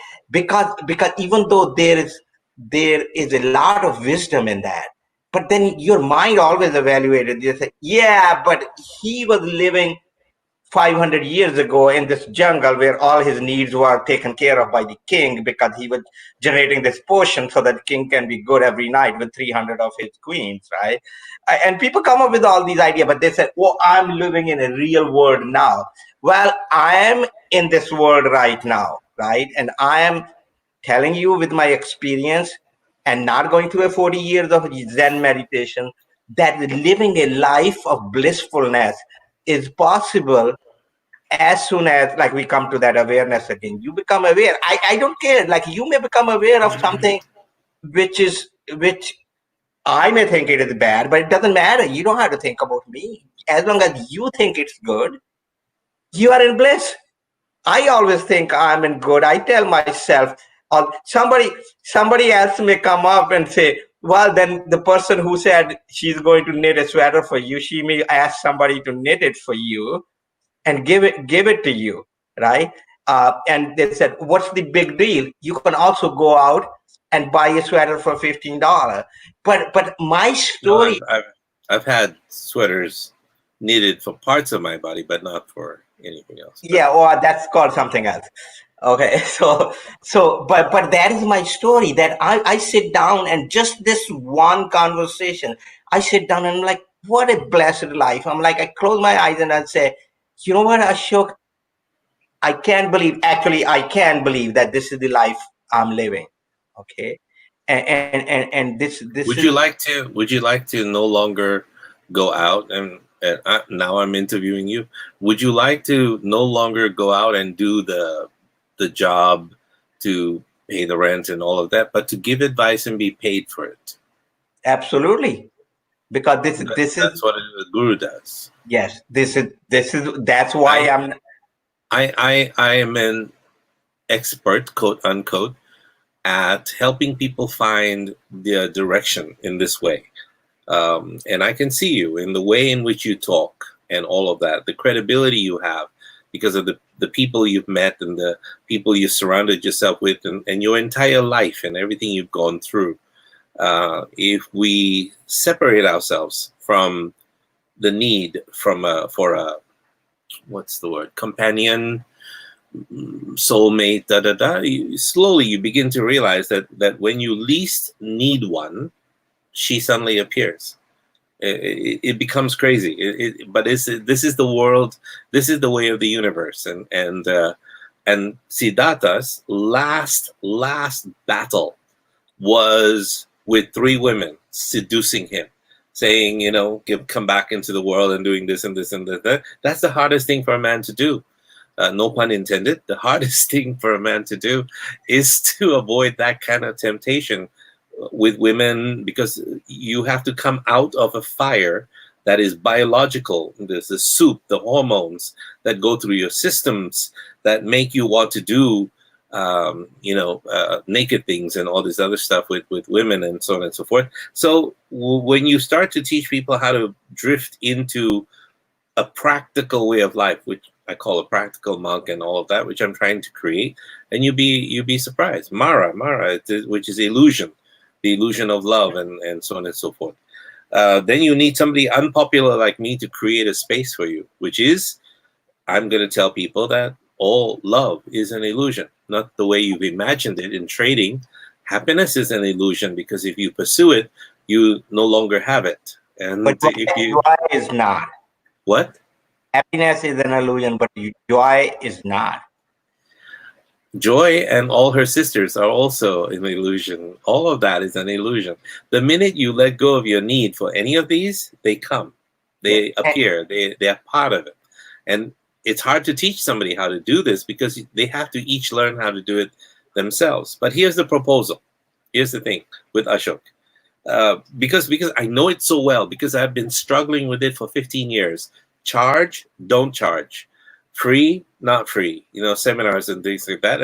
And so I settled it by creating a foundation less than 2 years ago. And now I'm slowly, and probably in the next few months, drifting off so that Mel Gill earns nothing. The foundation earns everything. That's it, period. End of story. And seriously, living a very, very, very simple life. I won't be able to afford to do all the things my contemporaries like Procter and Company and Canfield and Company are doing and all of this, but that's okay. I suspect that I would be taken to where I needed to go and do what I needed to do. But the things I'm wanting to create are huge and on the technological side. But you have to understand that technology married with spirituality is formidable. And eventually that technology becomes a technology of miracle consciousness. So imagine if you could raise your consciousness, because something I know for sure, the technology that's 1,000 years ahead is marrying metals, simple metals, literally, into the consciousness of the construction of the ship and all of these. They are living ships. They are living objects. They recognize that Earth is a living being, full of all these tiny little creatures that are all also by themselves living creatures, and so on and so forth. So when you see the connectedness of it all, there is no space between technology and spirituality and consciousness and some of these consciousness-driven vehicles. So you are there. You're already there. Excuse me, dealing with all of this, right? Yes. Well, I mean, and the thing is, because some people will only understand one way to bring them, like some people need a scientific facts and a logic behind that to understand it. So you bring them from that path, right? Some people will understand the spiritual concept. You bring them from that, because being all spiritual is like 100% spiritual. That's not doing anybody any good either, because then you are like, I'm not aroused, I'm calm, and I'm going to sit over here, and I don't need anything, and it doesn't go anywhere. So then what are you doing? You're sitting over there. You're not helping anybody, right? You are not. Do you know it's very hard to balance, and I'm having to make a decision, because when I go into my meditation, sometimes it's just affecting my work, by the way, also, quote unquote work. I meditate and I think only 5 minutes or 10 minutes have passed and I'm okay. I'm comfortable. I'm not, where your knees are stuck, your ass is frozen. Nothing like that happens. And next thing I do, I look at my clock, it's 2 hours. I say, what the hell? It's not possible. And this is happening more and more with me. There can be an entire day where I don't know what happened to the day and I don't know where I was. And this is crazy. And this will happen to you because the more you pursue it. Can I tell you a story? Yes, absolutely. Once upon a time, there was a very hungry man. And he was so hungry and he couldn't find meat to eat. He couldn't find meat to eat, and so he decided to steal. And he climbed over the king's wall. The king had a huge forest that was surrounded by a wall, a very high wall. And he decided to steal one of the deer and to kill one of the deer and to take it home and eat it. And that will last him at least 3 months. And so he was a poacher, a thief. And so he started to hunt, and he finally got a deer and was carrying on his back.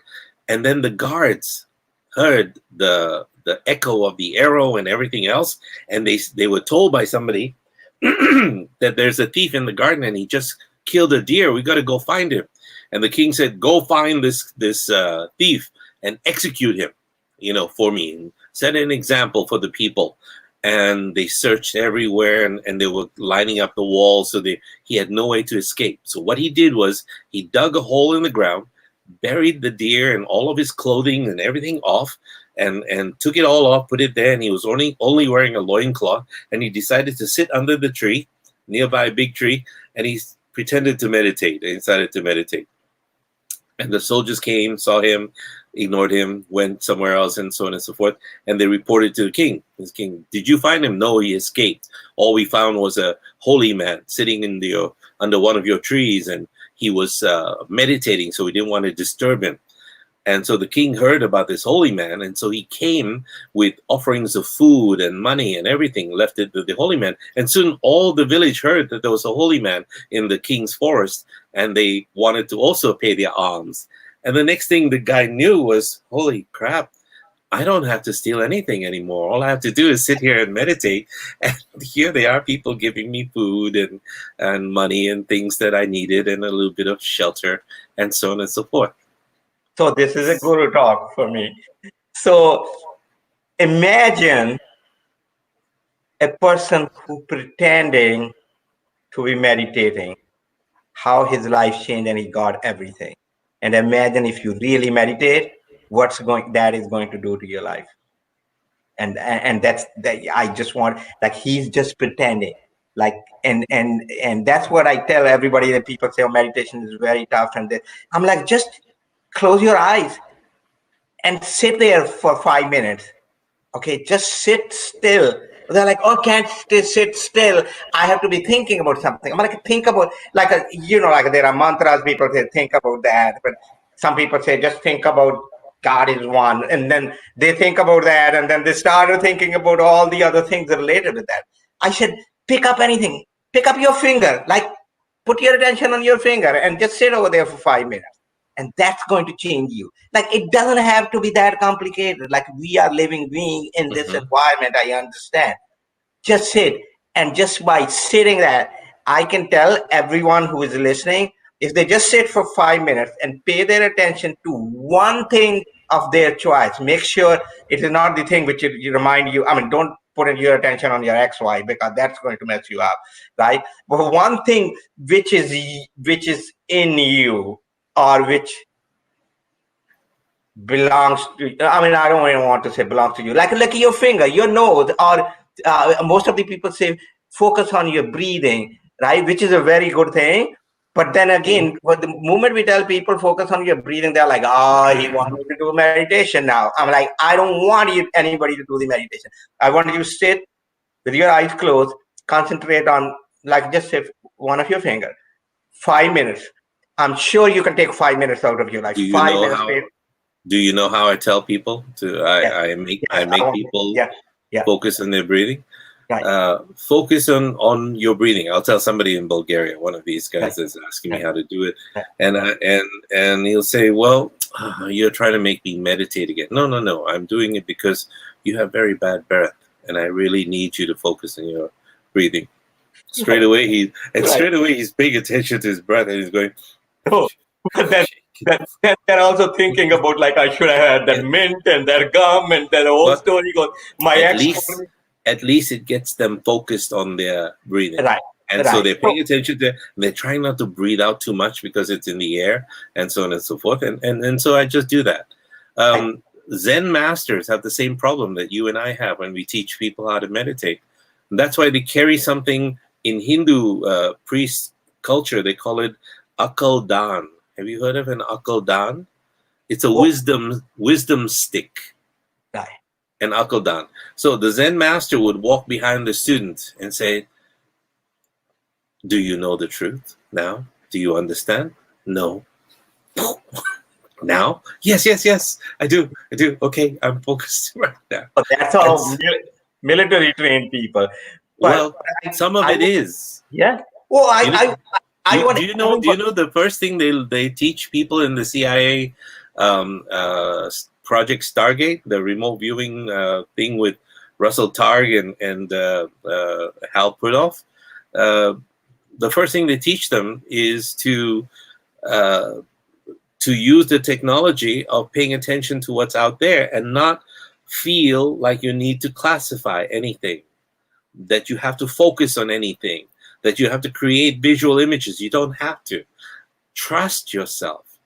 And that's the most difficult part, because the fact that a person who you're teaching doesn't trust the world, let alone the universe, let alone a God force, the one, how can they trust themselves? Because they feel that they are subject to something else, that they are victim of their circumstances, they're victim of their growth, they're victim of their birth, they're victim of everything instead of part of the creative force that decides, okay, so far I'm experiencing poverty. What do you want to experience next? I want to experience not poverty. What is the opposite of poverty? Wealth. Well, great. How much wealth? Well, when you compare with other people, you're going to be poor, always. How about you focus instead of wealth? How about abundance? And soon you begin to realize that it doesn't take a lot to feel abundant, that a few dollars is enough. Yeah, and abundance is like what your needs are, how big your needs are, and what you have. Yeah. Then you are abundant. Everybody, like I tell everybody, I'm rich, even though I don't have any money in the bank. I said I'm rich because I know whatever I need, I have money for that, but I don't need much of that, right?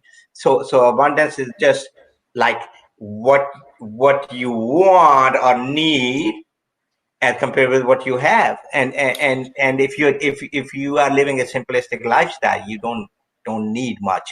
You literally don't need much. I figured it out. You can live a few dollars a day at a lot of beautiful places in this beautiful planet Earth. So GT, we'll call you GT now. GT? Guru Thakur. Jocelyn, Answer Joycelyn's question. right. So yes, I will suggest I can do meditation with my eyes open, but I've suggested if you're starting, you have to do it with your eyes closed because you want to stop most of the input, which is going into your mind, because then you will start thinking about other things. So the idea is like when you close your eyes, you will turn your attention inward, and that's where all this is. So we are trying to minimize all this multi-sensory input into you at that point in time. But what I want, before I know there's a time, I want to say one thing. I want every one of you take 5 minutes every day out of your life. And if anybody thinks they don't have 5 minutes in their life, I want them to send me a message. I'll talk with them. Okay, because then they are not living a life. Okay, they should better do something else with their life. But 5 minutes, close your eyes, concentrate on anything you feel like, any one thing. Okay, and if you do that for 40 days, don't do anything else. Don't think about 40 nights. In 40 days. After 40 days, I want you to send me a message or come on the show and let me know what happened with your life. Don't think about all the things. Oh, I don't have to have any thoughts. That guru said, leave everything. Wipe out the slate. Whatever any spiritual person or anybody said it to you, just because these spiritual experiences are experiences. You can. And he has stopped. I don't know why, but he's frozen. I think it's an internet connection. And I will just pause him down until he starts to get a bit more animated. Probably a good time to stop as well. We've already gone 2 hours right now, and I apologize for that. We try and keep it as simple as possible. I realize that going twice a week now is not going to teach you a lot. It's not going to help you a lot. I have to think about this on the weekend. If you want to know what I do after this program, like I said, I take about 10-15 minutes. I calm myself down, and then I start to get back into the whole meditation mode. When I finish doing this, at the end of 20-30 minutes, then I start to do everything else, or I go to sleep, or I meditate as I go to sleep, and then wake up in the morning refreshed as well. I think Ashok just did you I'm want to here. finish your did you want to finish your sentence? No, I said just like after 40 days, come on the show and say, Ashok, that was a piece of crap, nothing happened to me, or Okay. that was a great thing, and then I'll tell you how to continue that bliss. All right. And I know that if you do it, put it in your calendar, the organization or rituals are created because they mean something, and we will talk about it some other time, but make it a ritual. 5 minutes, close your eyes, be aware of something, and do it for 40 days. Thank you. And the Ashok. 40 days is a number which where in the Hindu thing we call it a mandala, which means like if you do things for the 40 days, that's how it takes to affect your internal system. So that's my call on that one. There's a lot more detail, but thank you, Dr. Gill. I really appreciated you being giving me the opportunity and all these amazing people to come on this. And if we change It's a lot of one fun person's talking life, with you. yeah, it's a lot of It's fun. always I a mean, lot of fun. yeah, thank you. All right. Thank you, Ashok. Have a great weekend. We shall Thank see you. you again. Grow, grow, grow, grow. Well, Don't. actually, you can see me on Sunday because I'm having my Celebrating Life show. I will, but I think I have to attend somebody else's show Yeah, around the same time. I'm also doing this. Remember the ghost thing and all of that? I'm also doing that, I and the paranormal and all of that as well. Yeah, I know that, and we had to talk about that. we That's did. amazing. We had to talk about that. Oh, No, we will talk we are about it. going Yeah, to we have to have a talk about that one in another yeah, yeah, another yeah. show when you put in that subject. Thank Yeah. you, all the lovely peoples. Come on the show on Sunday if you want to see Celebrating Life. It's the same time every week, the weekly show. Thank you. I All love you. right. Thank you. Good night. And that was Ashok, and he will keep his beard and grow it so we can see him, what he looks like next Wednesday when we begin this program again. I will spend this weekend thinking about how I can bring more value to this program without, by honing in on a particular subject or a particular way in which we can come to recognize the truths that everybody has. Like, say, for instance, Margarita right now. Sunya is a nice meditation way. It means nothingness. See, we have teachers here, and I would love, Margarita, for you to come on board. I have Lawrence here, who's wise in several different ways in which he's done things. Vin, probably, as well. Malenka knows so much. She only communicates it to me with the private message, but I wish you would do it more for the general public and be able to do that, because it's always a treat to listen to other people as well. So let me figure out how I'm going to do this so that we're not same old, and we're relaxed and we're having a comfortable chat, and yet we're learning something along the way, something that would help you understand the nature of everything we do. And we'll go through the different topics as well. And I'm sure they're going to be very important for you. Prosperity, coming from awareness into meditation, into prosperity, to be able to understand that prosperity and abundance exist in a mind that needs nothing. It sounds like a paradox, but the minute you don't need much, and that's what I am working on right now, where I'm reducing my needs to almost nothing. And if I can do that, then there are a lot more things I can do, and the expansion then begins. How we're going to take it forward, not really clear yet. We don't have all the answers, but we will soon. So we're coming to the weekend.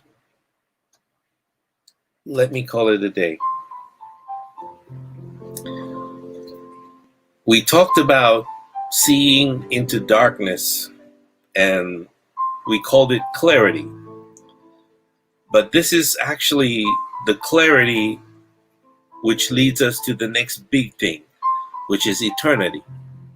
And how we perceive eternity in our lives is what changes the structure of our lives, what changes the essence of what makes everything a miracle and therefore fun, like talking with Ashok, and getting past all the fears, also by talking to people like Ashok. You are surrounded by all your friends and all your family, and they have fears, they have needs, they have wants, they have terrifying moments when they don't know what it is that they want, and everything seems to be a shamble, or seems to be in shambles. Like the blind child I talked about day before yesterday. Fear gets its power from our not looking at either the fear or what it is we're afraid of. And that also keeps us from love. So remember when you were younger, or that attic or that space or that closet door behind which something terrifying was waiting for you? And the longer we didn't look, the harder it was to open that door, because the fear kept stacking up. So as a boy, well, this obsessed me until I would avoid that part of the house, the closet. But finally, when no one was home, I felt compelled to face the unknown. I stood before the attic door for the longest time. My heart was pounding. It took all my inner strength as a boy to open that door. And I waited at the threshold and nothing happened. I inched my way in and stood in the dark even longer until my breathing slowed. And to my surprise, my eyes grew accustomed to the dark.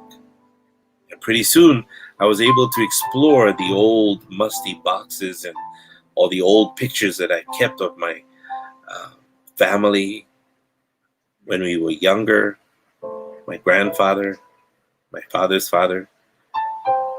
The only one in the family that I am like, I think, in many ways. Building machines and seeking the spiritual at the same time. Seeing all those pictures opened me up to aspects of my own life, my own spirituality. And it seems that whatever the door, whatever our fear is, be it love or truth or even the prospect of death, we all have this choice again and again. And avoiding that part of our house, or opening the door and finding out more about ourselves by waiting until what is dark suddenly becomes seeable, because we took that step, because we were brave enough, courageous enough to take that step closer towards our fear instead of away from it. So this weekend, as you spend your time paying attention to everything that you thought you wanted, didn't receive, everything you wish could have happened but did not, and every person you wish you could have loved but have not. The fear is that we are not enough, and so don't deserve all the things that are our birthright. If there's one thing I stress to you over and over again in this program, is that you deserve more love, more abundance, more health, and more happiness.